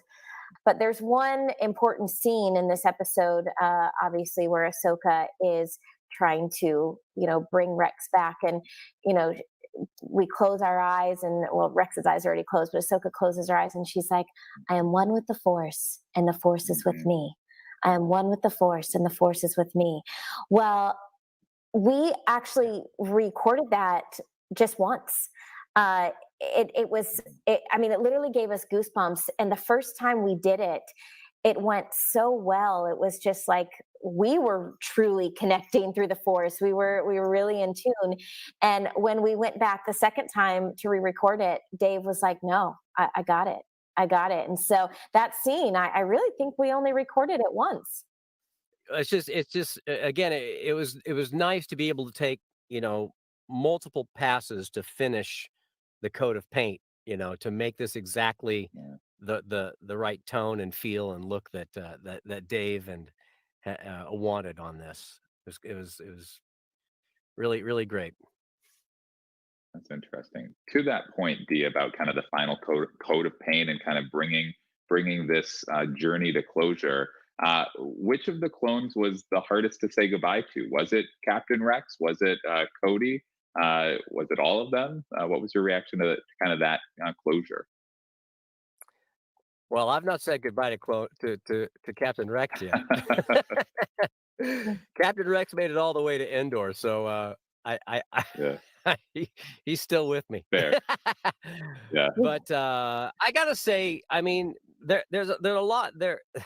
All the clone deaths hit me and are really unpleasant, you know. But I gotta say, the passing of the heroic 99 was the most poignant, and that was that one really struck me. I think it struck a lot of people too. For those of you on here, I'm going to reveal a little bit about my personal life. You're going to be able to see here, but I got to show you all. Here we go. Right here. Order confirmed. That's my real first name, or it's my middle name actually. But you can see right there. There's where I live, and look at that. I'm in. I am in. Ho ho ho! Santa has one on order. Look at that. Confirmed. So now, if our friends in the den aren't able to get one, the Den of Nerds, I know not all of you here are in the Den of Nerds community, but for those of us who are in the Den of Nerds community, for those that don't get one, I'll have bragging rights. So that'll be great fun. I can't wait to see this come to fruition. So how exciting was that? Again, kind of that moment, that reunion, and you know, I think you guys announced that reunion in front of a live audience of about 8,000 very excited fans. Is that correct? Nothing worth doing ever is. Yes. We, we announced it at Star Wars Celebration, and I'll never forget it. We walked out on stage, and we saluted each other, and it was pure joy. Aside from when we announced that Clone Wars came back, I've never felt electricity like that in a room. It was truly like lightning in a bottle. Dee and I are truly like Rex and Ahsoka. The bond that we have, the bond that we share, there's so much love and so much mutual respect. And, Dee, I'm going to put him on the spot. Dee is a true legend in our field. He just is, you want to talk about experience outranks everything. Well, Dee, when it comes to voice acting, is one of the legends. And I am a mere Padawan. And, I've been so fortunate to learn from him over the past 14 years. So, Mark, I think I beat you. Just the admiration is, that Ahsoka has for Rex is the same. Are you guys getting a bad echo again? I know I turned the volume up, and you could be getting that echo again. That's so wonderful. Okay, so that's the entertainment, which we love. And obviously here at Hasbro, like that entertainment, we're also passionate about. That's kind of the start of the journey for us. So how we see that entertainment, or we learn about it, and then we start building product, which we love, which obviously the fans out there love. And so we're gonna talk about that for a little bit. So we've got product in the lines for both of your characters, for again the IP characters. We have some images starting with Ashley of our Clone Wars Ahsoka figure that we released this year from season 7, which is great. And then also our Rebels Ahsoka figure. I know, which we I love that. This thing is lit. We released absolutely lit. Ago. And then re-released this year. So, we often see celebrities like you guys kind of seeing their action figures. But I think this might be the first time that we've had a celebrity, and you, Ashley, with two of their action figures from very different phases of the character's life.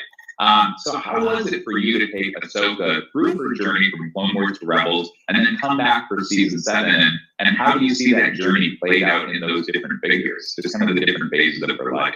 I geek out. I literally geek out. And, when I think of figures like this is why people love Ashley. Merchandise, as a fan, I view it as literally tangible joy or tangible happiness. Like, it takes my love of this property or this character, and I'm able to put it in my hands, and it brings me so much joy and so much happiness. And, it's something you see, through kids' eyes when they get a toy for the first time. but you never grow out of it. Like I still am just as giddy, over these figures as I was when I was a kid. And it's just surreal to see Ahsoka and see her figures of every iteration of her character. And I'm so grateful, and thank you guys for creating, such beautiful figures for Ahsoka. Well, it's really to your credit, Ashley, that you bring the heart and the innocence and the strength that makes this character and the arc of Ahsoka such a compelling favorite of fans. I mean, it's really one of the standout characters in all of Star Wars, and that's really to your credit that you bring that to life, and that's why D. Bradley Baker is absolutely right. The fans absolutely love Ashley because it means more than because she's put her whole self into this character. Certainly, but it almost seems to demarcate it towards childhood, and it's like these themes, these feelings, the connection that they feel with the character, that's beyond being a toy. That's something that really that feeds a life, that sustains a life, that connects people, that gives them hope, that does all these things that and you have it, in the toy, in the figure. That's so cool. And thank you, Dee. I guess Ahsoka to me means hope. And so I think that's a good way to put it. Tangible hope. It's hope that you can put Star Wars is hope. Star Wars is fundamentally, I think the appeal of it is a story of hope that triumphs in the end. That's Star Wars to me.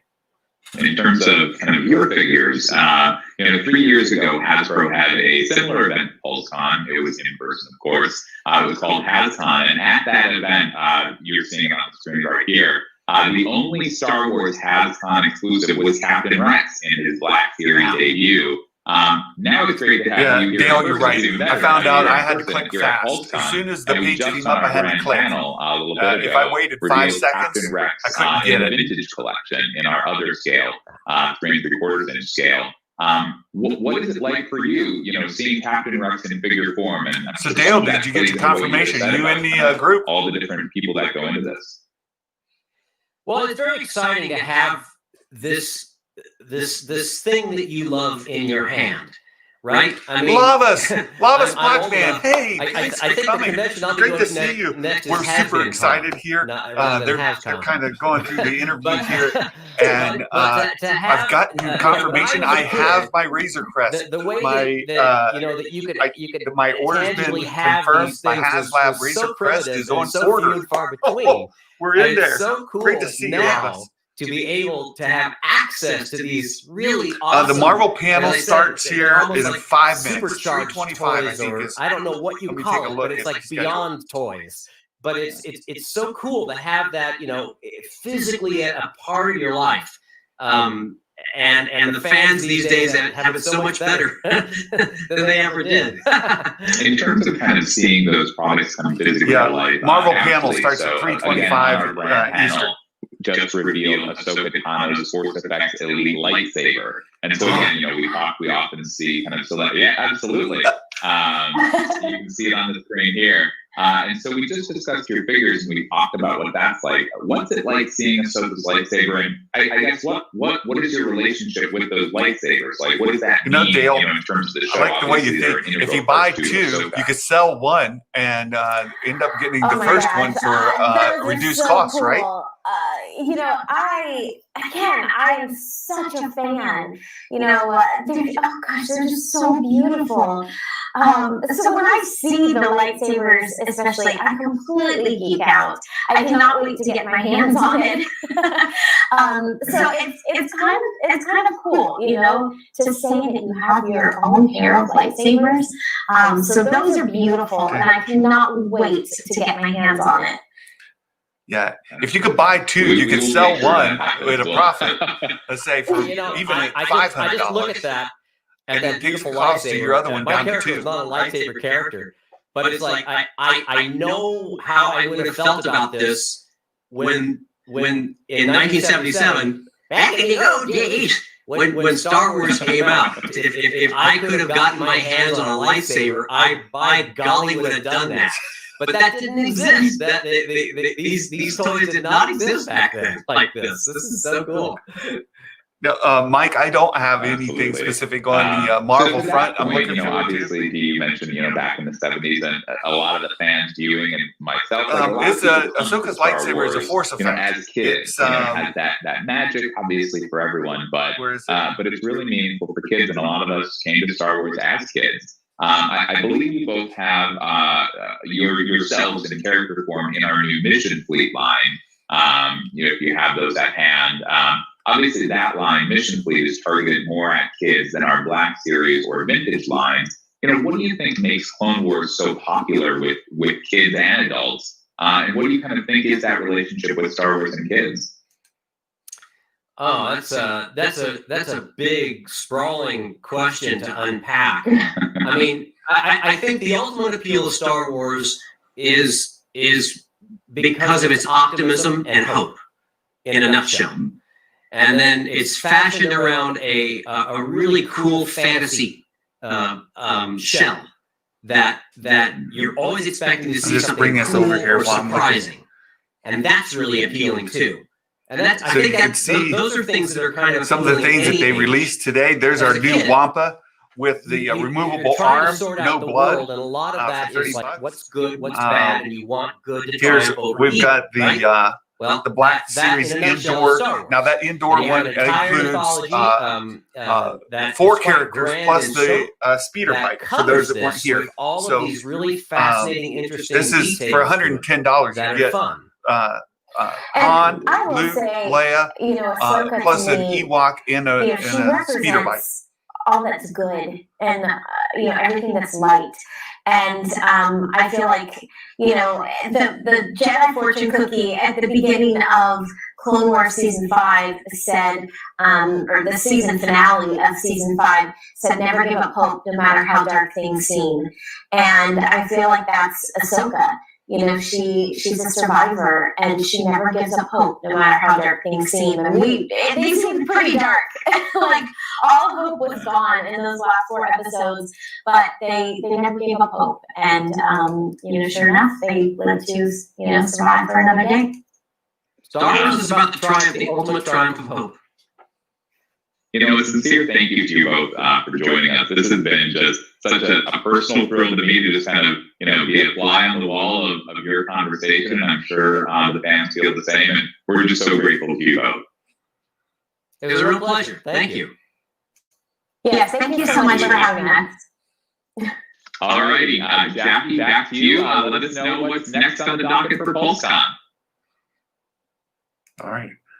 With that, I'm going to pause that, and I'm going to go back to just the view here, and we'll take a look and see. I know we've invited some folks to join us here. We'll give a chance if anybody wants to join in the StreamYard and talk with me. You send me a PM, private message, or a direct message on Discord. I'll be happy to send you the Streamlab or StreamYard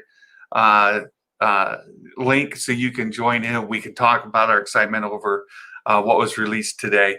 And I know they're going into the Marvel discussion, and I just wanted to get on for this Star Wars piece and talk about the releases today. So let's see. I want to see if I was trying to find that Ultra Saber here, and I'm just not having any luck. Let's turn this back on. See, keep up with you guys here in the chat as well. And I was looking to see. I didn't see that saber as I was going through the items. So they're not making it easy to find their products, and I know there were some problems with. Let's see here, brand. This is all the other stuff. The exclusives. Yeah, they don't really have. If I go here, Star Wars. Let me see if I can find if I just put in Ahsoka. What do we get? Ahsoka. Tano lightsabers. Oh, okay. You're backstage. Let me see if I can find you on here. Oh, there you are. You're here. See if I can let you in. Oh, there you are. Add to stream. Hey, Ambassador. Welcome, my friend. Hey, Santa. It's been a while. How you doing, bud? It has been a while. It's good to see you. Thanks for joining. Let me see if I can. Yeah, let me see if I was seeing if I can find the Ahsoka Tano saber that they Ahsoka. Let me just put Ahsoka in and see if it comes up. They advertised an Ultra Saber that had 3 colors. It was supposed to be green, blue, and they said yellow. I think they're wrong, and I just don't. I think that if you're going to have 3 colors for Ahsoka, you'd go with green, blue, and white, right? Yeah, that would make the most sense because if you think about the evolution of her sabers and everything from Clone Wars to Rebels, we see she has a green and blue blade in pretty much all of her time on Clone Wars, and then when we finally meet her again in Rebels, she's got those white bladed sabers. So, but you know, right. I'm not gonna gripe. I mean, if they want to go with the yellow saber, you know what? That's okay with me. But that's just me. Yeah. So I don't see that Ultra Saber on their site yet. So we'll just go. Well, you might have to. I don't know if they'll have it there, or maybe they'll have a link for Ultra Saber to the Ultra Saber site and everything where you can go purchase that, because I know Ultra Saber is a complete different company from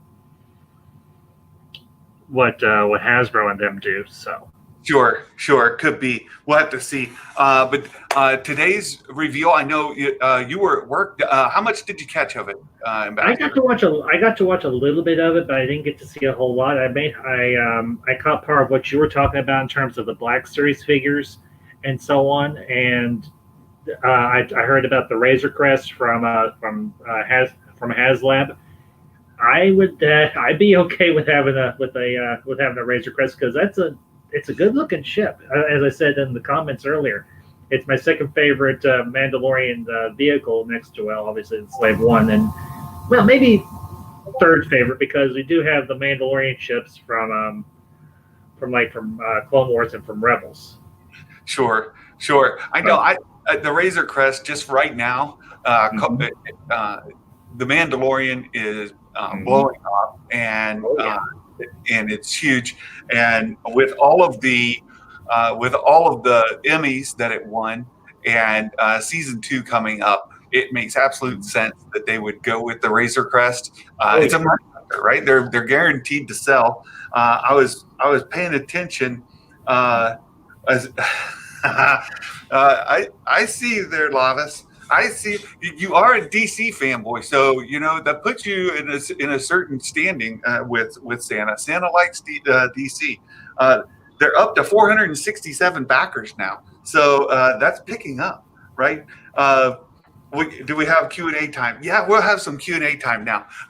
467 backers of 6,000. I was able to get one. I'm really excited. I'm in the list officially. I think we saw earlier a couple other folks. Dale Erdman, I believe he got one. And Dale actually had a pretty good idea. He thought if you could get 2 of them, which I think is actually good. If you could get 2 or 3, right? If you could afford the upfront cost for let's say 3 of them, you got about $1,000 involved, right? You could sell 2 of them and end up with 1 of them for free, right? with your profit margin. That's not too bad. Mark Hamilton said 467 backers that got through their broken site. Yeah, it's kind of tough. I know that so folks are still having trouble getting in. I'm happy that I get in. It is an investment. There's been a lot of goofy stuff going online recently. I mean, with the whole issue of the early orders for the PS5 and now the HasLab site and everything. I think they need to bring in some people to fix their sites. Just saying. I think you're absolutely right, Ambassador. That's true. They because they did have trouble with just this month. They've had 2 major product releases and problems with both of them. Right. So I was sharing earlier today, and I know we've got some folks here, and I don't know if you saw this, Ambassador, but I have a collection that I'm going to give away. Yeah, you were here on my stream this morning. You saw this. Yeah, I was in here for a little bit. Yeah. You were here this morning. So I've got a collection here that was given to me years ago, and I've held on to it. And it's this Comtech series of toys. I remember those. From the Phantom Menace, episode 1. And the Comtech this is the reader. So if you put a figure on it, it will, it talks. It says whatever it's programmed to say there, right? So you've got this Comtech reader. Well, then I have basically the entire first season Phantom Menace set. So we've got here, you can see there's Qui-Gon Jinn, right? We've got, I'll get them out again to show everybody. We've got Obi-Wan Kenobi. And each one of these has a chip here. And so you stand them on the chip and you put it on there and it'll read what it has to read. Yeah, I remember. I actually had some of those myself. I ended up selling it. Oh, did you? Did you? Yeah, a gift I got. And there's Jar Jar. So what I'm going to do is my entire set, I am going to give away. I'm going to give this to one of my subscribers. And there's one thing that you have to be able to answer to get into the drawing, and it'll be when we reach 1,000 members. When we reach 1,000 subscribers, I'll put out there and I'll ask the question. We'll let people. I'll give you like a week to submit your responses. Everybody who submits a response, once we get 1,000, I'll ask what was the HasLab reveal that Santa had for the con. And if you answer that with the Razor Crest, you'll be into the drawing. So there's Darth Maul, and whoever wins will get the entire set. I'll send you the entire set free of charge, no shipping. I'll pay the shipping, and we'll get that. We'll get that off to one of my subscribers. Oops, they're falling on the floor. So if you want to get in on the drawing, just subscribe to the site, share with others, because when we reach 1,000, right? If we don't reach 1,000, then I got to keep these daggone things, right? So, and then where am I going to put my Razor Crest? Right? I've got the big old Razor Crest coming. I got to have somewhere to put it. So there we go. Clearing off space on the rack. And then I've got 2 other consolation prizes we've got here. Clone Wars Yoda is a consolation prize. And then for our Marvel fans, we've got the Hulk, right? So there you go. So quite the prize. We're going to clear out some of Santa's space here. So, Ambassador, as you're growing up, you mentioned you had some of these Comtech toys. What other Star Wars toys did you collect? Or do you collect? What do you have? I had quite a massive collection because I grew up in the original trilogy era. I mean, I was born in '78, so I didn't have too much. I didn't have anything from the original, the first line. But in terms of like from Empire Strikes Back and Return of the Jedi, you name it, I probably had it. I had the majority of the figures and everything, both side characters and main characters. I had a lot of the vehicles. I had some of the play sets, not too many. One thing that I really liked, I wish I had never gotten rid of, was the micro collection. Oh, yeah. Well, I had all of the Hawk set except for the shield generator. I had 2 of 3 pieces for the Bespin set. I didn't have any of the vehicles or anything like that, but I had those 2, and I really loved them, really enjoyed them, played with them a lot, and again, I wish I had not sold them. Yeah. Well, I remember, I was born in 1967. So I was around for the original trilogy when it was released. I was 10 years old, 1977. The summer of 77 was my 10th birthday, and it's the first movie that I remember ever seeing in theaters. But it was fantastic, right? So it was a great blessing. But we were really, really poor when I was growing up, and I didn't have a lot of toys. What I did have is a C-3PO and an R2-D2. That was about it. And when I was 10, we had our house had burned down, and we moved out to. We were homeless for a while and stuff like that. We didn't have anything. We lived next to an Indian reservation in Oklahoma, and I remember those are the only two toys that I can remember owning when I was like 10, 11 years old. And then I had actually played with that C-3PO that his gold was coming off, right? So yeah, those have been around forever, and I've collected. I've got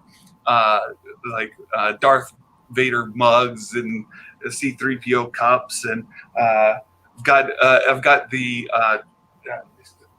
Darth Vader calendar that you count down, all that kind of stuff.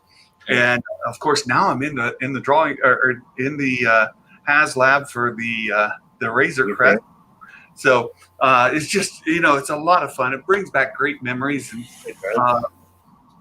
I talked about on my channel. There was a lot of criticism about toy sales being really down around the sequel trilogy. Yeah. And just as Santa Claus and having kids come visit, I can attest that there are not a lot of kids who ask for toys. A lot of girls will ask for like LOL dolls. They'll ask for Barbies and things like that. Most of the boys ask for video games and for Legos. Those are the number one things. I don't get requests for Marvel toys. I don't get requests for Star Wars toys.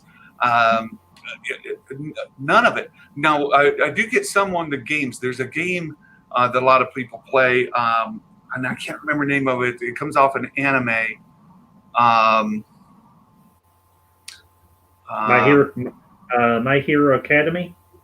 No, it's a round toy, and you spin it, and it tries to knock another one out of the game play, and you can add add-ons to it. Beyblades? Beyblades. Yep, that's it. Okay. Beyblades. I get requests all day long during Christmas season for Beyblades. Every single time. Beyblades are huge. Oh, yeah. They have been for a while. I remember back, I think, like in the 90s or mid-90s or so, Beyblades were a big thing. So, yeah, they still are. They still are. We get lots of requests for them. As I'm sitting to be Santa. Oh my goodness, that's way too big. I don't want to see myself. No, Beyblades are huge, and I do get some requests for cards like Magic the Gathering or those kind of things, but not a lot. And when I get requests for Star Wars toys, it's really an exception. So what we're talking about today with this Hasbro in the HasLab things, you're not buying a $350 or a $500 sail barge, right? $350 Razor Crest or a $500 sail barge, or for that matter, even like your $200 Lego Millennium Falcon.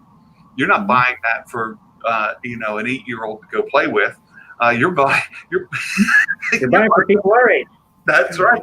You're buying it for yourself. And so I think it is fair to say that the toy sales that were down is because you don't have your long-term fans, the ambassadors and the Santas and people who are going out to buy them, right?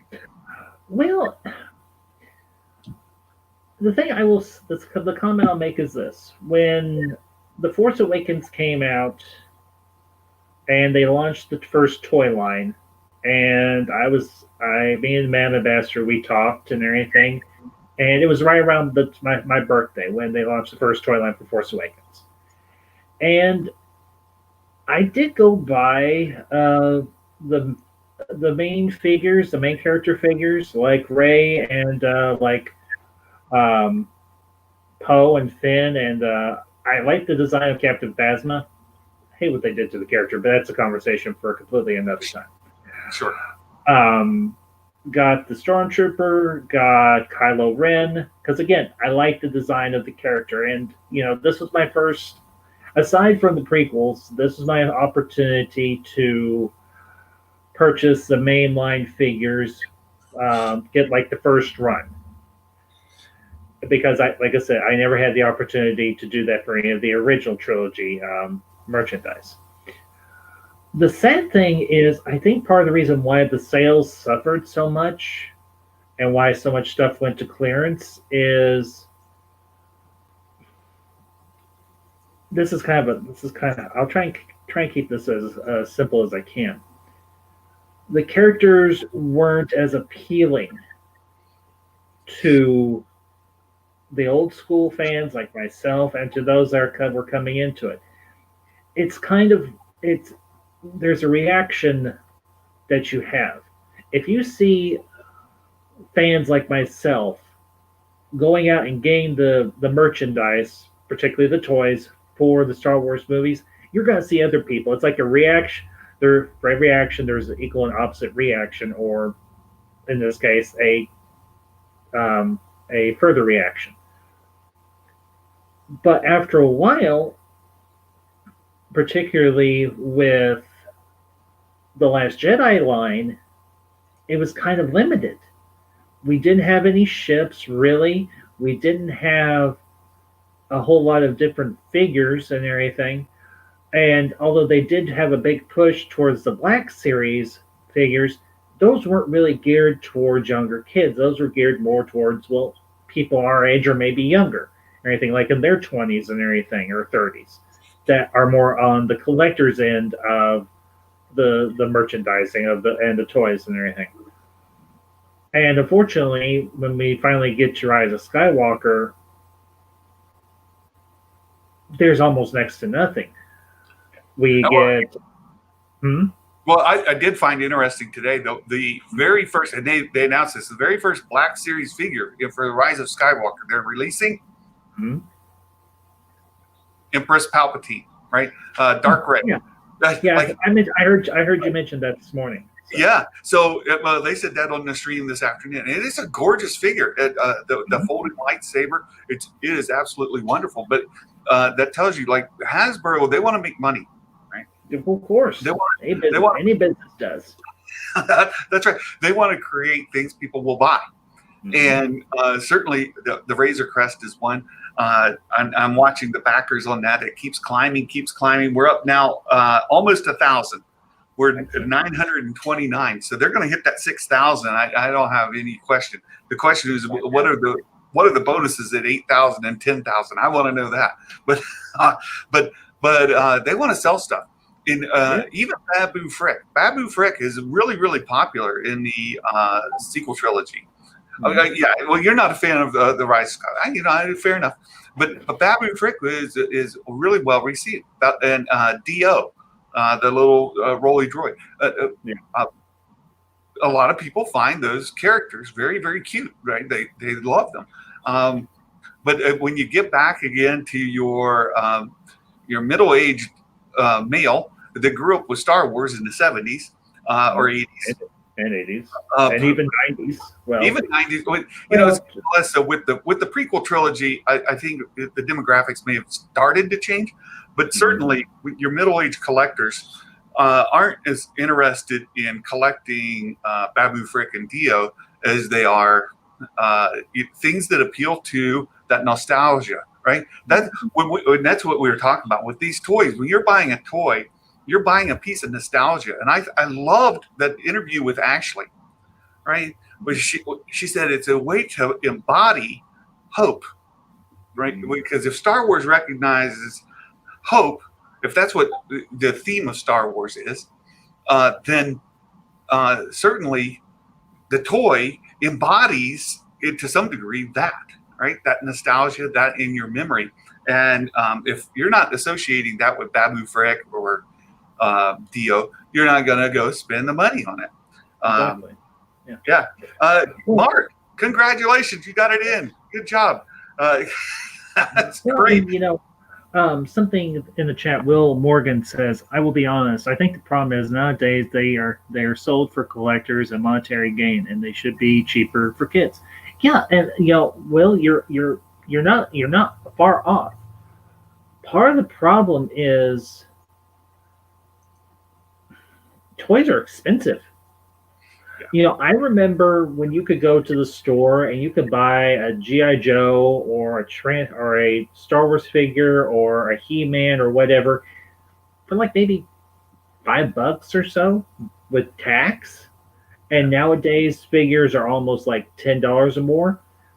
If you're a kid that gets an allowance, or you're a kid and everything that mows lawns or does newspaper runs or whatever, $10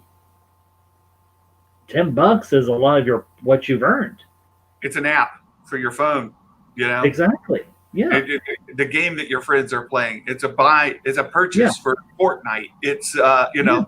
That's where they're spending the money. They're doing upgrades to the characters on the games they play. Exactly. And you're right. It's the same with physical comic books. So I've got these that I was going to start reviewing, the Tales of the Jedi. Right, I remember those. So we were going to start reviewing these, but today we talked about toys. These are collectors that are holding on to these. I bought these off of eBay for about $2 each. They're from the 1990s, right? So these are from the 1993, and the collectors, right? People are collecting these. Comic book sales today, and those hardcover books are really struggling. And the next one that's really in big trouble are the movie theaters, right? All the things that you and I grew up with, comic book, toys, movies. The world's changing. Well, you know what? It's a natural evolution. Now, do I think we're going to lose movie theaters forever? No, I don't. I think movie theaters will make a resurgence now that a lot of states are reopening and people are going back to the movie theaters. And you've got movies that are coming out that people want to see. I was kind of bummed to hear that they bumped Black Widow back to next year. But you know what? It is what it is. We're still going to get Wonder Woman. We're still going to get Dune. I know there's probably a few other things that are going to be coming out. We've got Tenet that has come out, and it's doing gangbusters. So I don't think movie theaters, I know some have unfortunately gone under, which, again, stinks. But I don't think movie theaters are going to completely go away. They may have to evolve because of the whole virus nonsense. Yeah. And some of it is nonsense. But that's another conversation for another. Right, not to be political. For those that don't know, my brother contracted COVID, and he was in ICU for 10 days. He was readmitted to the hospital this last weekend with pneumonia. He is now COVID free, but he still has pneumonia, and he's home. He's recuperating. Look, COVID, this virus, this pandemic is real. For anybody who wants to say it's not real, it is real, and it's affecting real people. But some of the things that are going on are absolutely politicized, and they have other things going on. So I'm here to tell you that it's real, and I'm by no means, Nick. I'm not saying that it isn't a real thing. Yeah, I'm not. But I think there were things that were done. I think there was an overreaction in a matter of speaking, and I'll leave it at that. Yeah. I think we're in agreement. We're in absolutely lockstep agreement. So, I think we are seeing the world change following 2020. Even when things go back, people can go back to movie theaters. People can go back to restaurants and things. There's still going to be permanent change that's going to last forever. Or we're going to be working from home more. The businesses have realized they don't need the brick and mortar. That's true. They don't need office buildings full of small little tiny cubicles with people sitting at computers when they can sit in their own homes at their own computers. So things like that are going to change. Yeah, and if you think about it, in a lot of ways, that will up productivity for these companies, which is a benefit for them. Yeah. I mean, so yeah, I think the things of our childhood, those things that we latch onto, and we get back to the toy discussion in HasLab and Hasbro today, it's fantastic to see them tap back into that nostalgia. And I find it absolutely fascinating that the number one thing when you look at across the line was not only the retro collections back to the original trilogy movies, but also the other main attraction was the Mandalorian, and how the Mandalorian has really tapped into that theme. Well, I watched season 1 and I thoroughly enjoyed it, and I kind of wish I had been able to get some of the toys and everything, some of the merchandise for Mandalorian. But I think it's a smart move. Obviously, it's good business sense for Hasbro and HasLab to tap into the excitement and the energy that's currently around the Mandalorian. They have an opportunity here, particularly with season 2. This is going to be a continuation of the story. I have the feeling the world's going to get a lot bigger. We've got returning characters. I would wager we're going to be introduced to some new characters. I would be interested to see where they bring Boba Fett in. I would be interested to see where they bring Ahsoka in, and what have you. So, yeah, it's just, as you said, as I said, it's just good business, but they're also giving the consumers what they want. Yeah, the consumers want. Go ahead.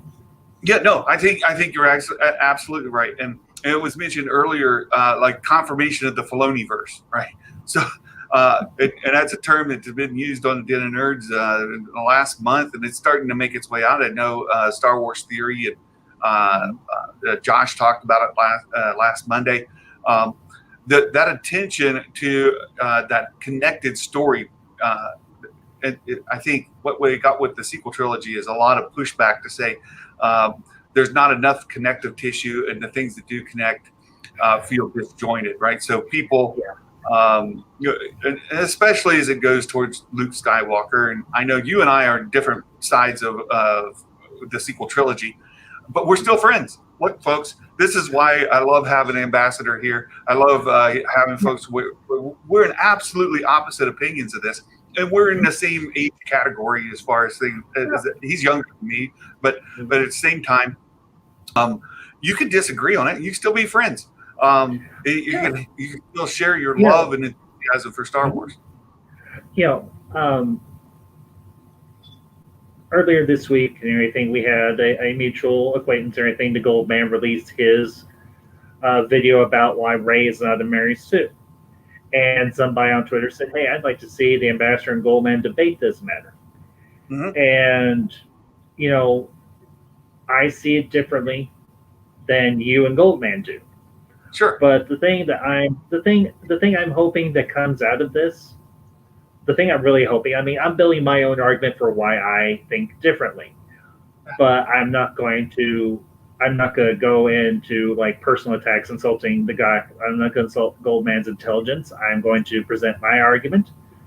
And, at the end of it, the thing that I really would like to see is maybe this be an example of where two people who are part of the same fan base, who are part of the same fandom, have very differing opinions and ideas about how they view characters within the Star Wars universe. But we can still walk away, and you know what? We can still look at each other and say, you know what? You're a fan. I'm a fan. I would still respect you as a fellow fan. That's right. The bulk of the last 30 minutes, you and I have just shared the things we love. We just only been talking the last few minutes about things we disagree on. Well, why would a little bit separate you when you got so much to bring you together? Precisely.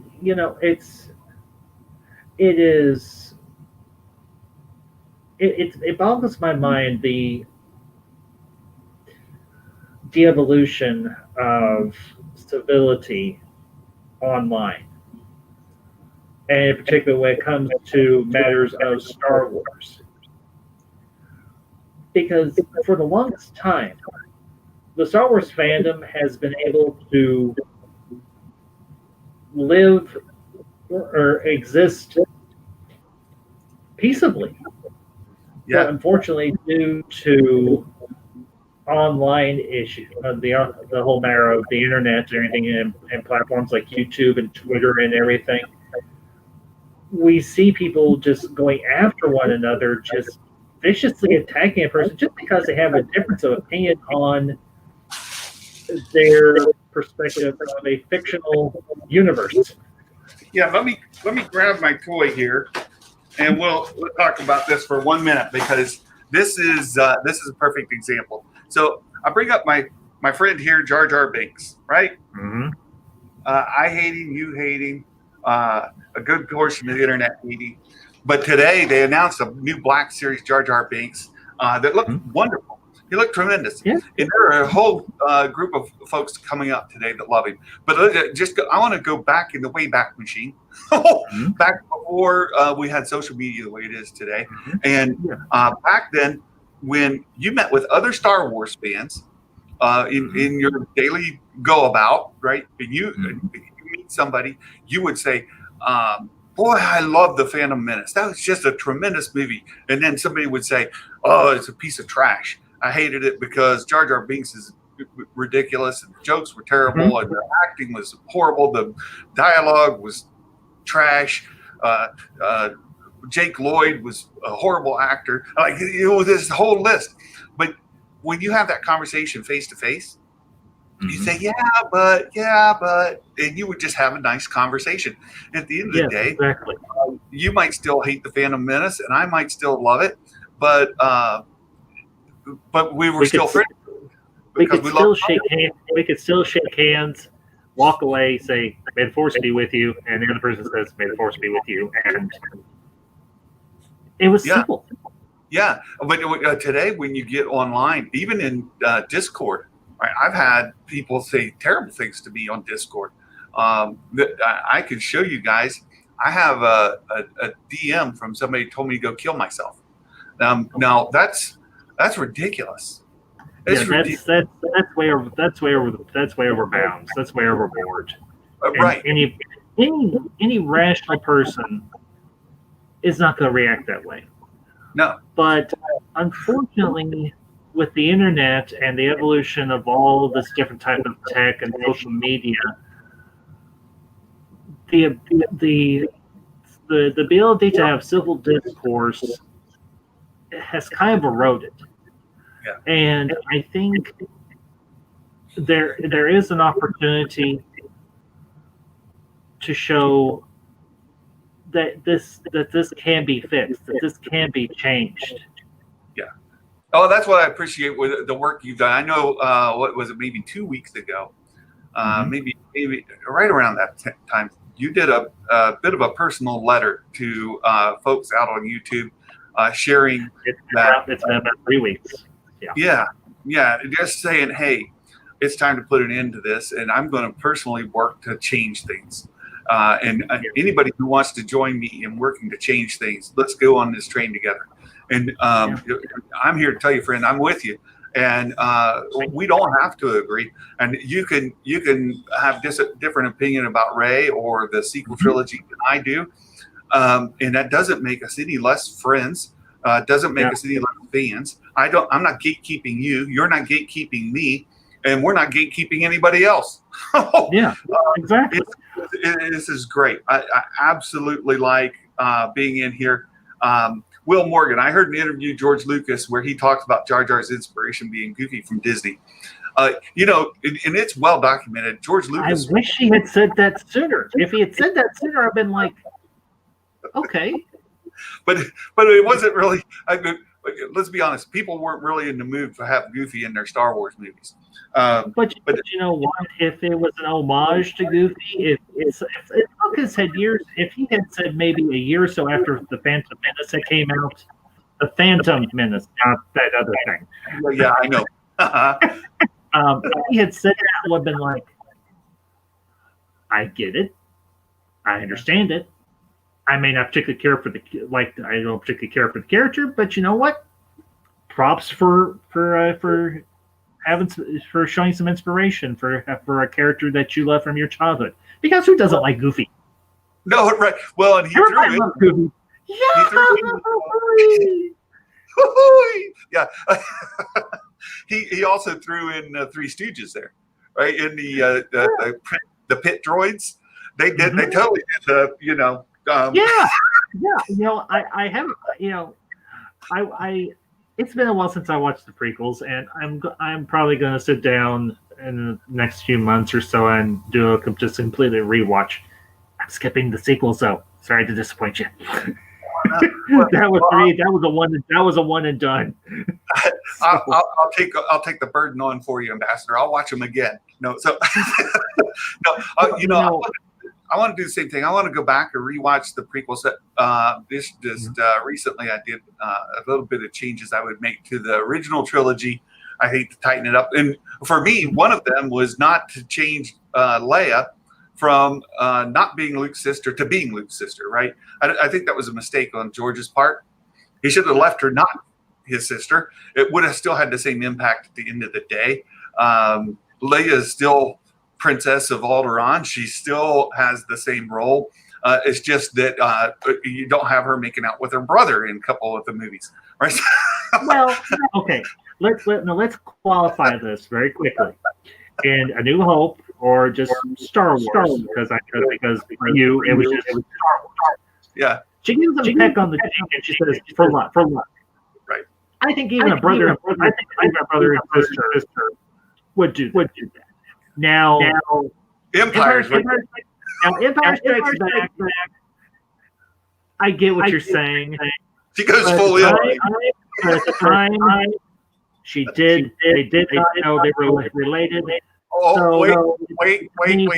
At the end of Return of the Jedi, when Luke says, "You're my sister," she goes, "Somehow I've always known." And that can be just a whole, in the grand scheme of things of errors with the original trilogy, that's one I can overlook. I'm not going to make a big deal. It's just, for fun. It's goofy. It's silly. Yeah. As fans, we enjoy doing this. Yeah. Well, if she wasn't his sister, then you have the perfect setup afterwards for Luke to go find his sister.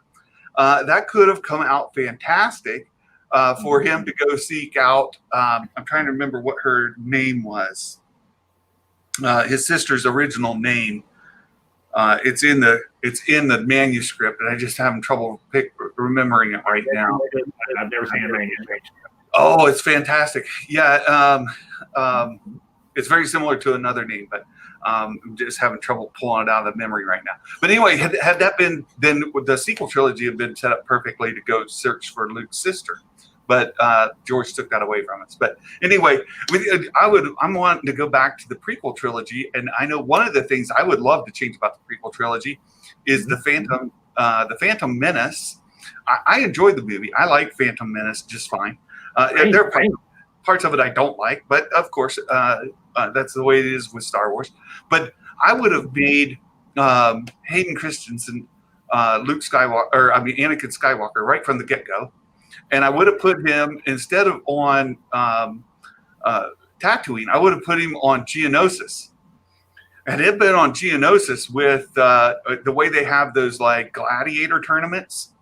Mm-hmm. They still could have had the tournament involving the pod racers, but a pod racer could also have an astromech droid as part of the pod. And he could have built R2. And he and R2 traveled together throughout the Clone Wars, right? R2 was his droid. And he and R2 had this relationship. And had you just made those little bit of changes, put him on Geonosis, you put him there with going through the gladiator games and pod racer with his astromech droid R2 that he built. He still could have met Padme. He still could have fallen in love.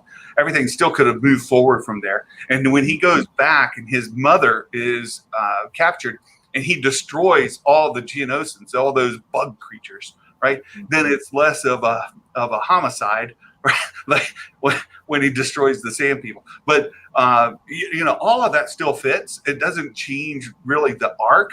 It just sets things up better so you don't have these conflicts. So I'm anxious to go back and look at things like that. I like to think about just as a Star Wars fan. I don't know if you've seen. I have more of the videos I've done and everything. I'm going to be releasing another one next week. I'm working on fan fiction that fixes the last gen movie, at least the very last movie, and the sequel trilogy. Yeah. And so far, I look at the prop time for the first streams I've done. It's closing in on an hour, give or take. Because one's 40 minutes, the other is 30 some odd minutes, or maybe over an hour. So I don't know how long this is going to go, but I'm committed to finishing this because I did not like the end of The Rise of Skywalker. I did not care for the fact that Rey took the Skywalker thing. Yeah. Yeah, so, I get it. There are things about, I'm a fan of the sequel trilogy, and there are things I would tweak about it too. And that's why I say it's fun for me even to go back to the original trilogy and say, look, I would have made Leia not his sister. The prequels, I would have put this, and in the sequels, I would have done this. And it's just fun because that shows you're a fan, and we all have things that we like and dislike, and it shows that you are like actively living in that world. It's a lot of fun. So we've kind of gone really late here. Ambassador, I love that you joined me this afternoon. I just want to touch base. 90 days until Christmas. 90. Oh my goodness, we're already there. The elves are in full production mode, and we know that the Razor Crest is the 1,500. The sales are. Yeah, the sales are picking up a 1620. So they're climbing towards that 6,000 steady. And we're going to be making Mandalorian toys like crazy at the North Pole. If you want your Mandalorian toys, you got to get your orders in soon, friends. I think they said at 5 p.m. Eastern today, pre-orders are going to be open for all these Black Series figures that they talked about today. Some of them are like Best Buy exclusives, some are Target exclusives, some are Amazon exclusives. So if there's one that you want, make sure you go out there and you find out which exclusive it is. If it's a Best Buy exclusive and you're out there on Amazon, you'll be too late by the time you find it, right? So find out where that toy is. If you want that dark side Rey, you want Empress Palpatine, then I would suggest you find out, okay, she's going to be on sale here. And at 5 o'clock, you get your credit card ready, you warm it up, right? You toast it up, and you get it going. And you purchase it when it comes available. Again, Dale, $375.35 with tax. All right, congratulations, my friend. Well, we're all there together. So hopefully you guys, I look forward to finding out what you're able to get hold of. And Ambassador, thanks again. It's great to have you here. Likewise. And I look forward to us. I told you I'm full on board with your call to arms, right? So I'm here for you. Appreciate that, truly. And just real quick to the chat and everything. I didn't know there was a Blade watch party going on later. Why wasn't I told? I love Blade. That's part of the Den of Nerds. So Den of Nerds, they're having a watch party every Friday, and today that's what they're doing. So, excellent.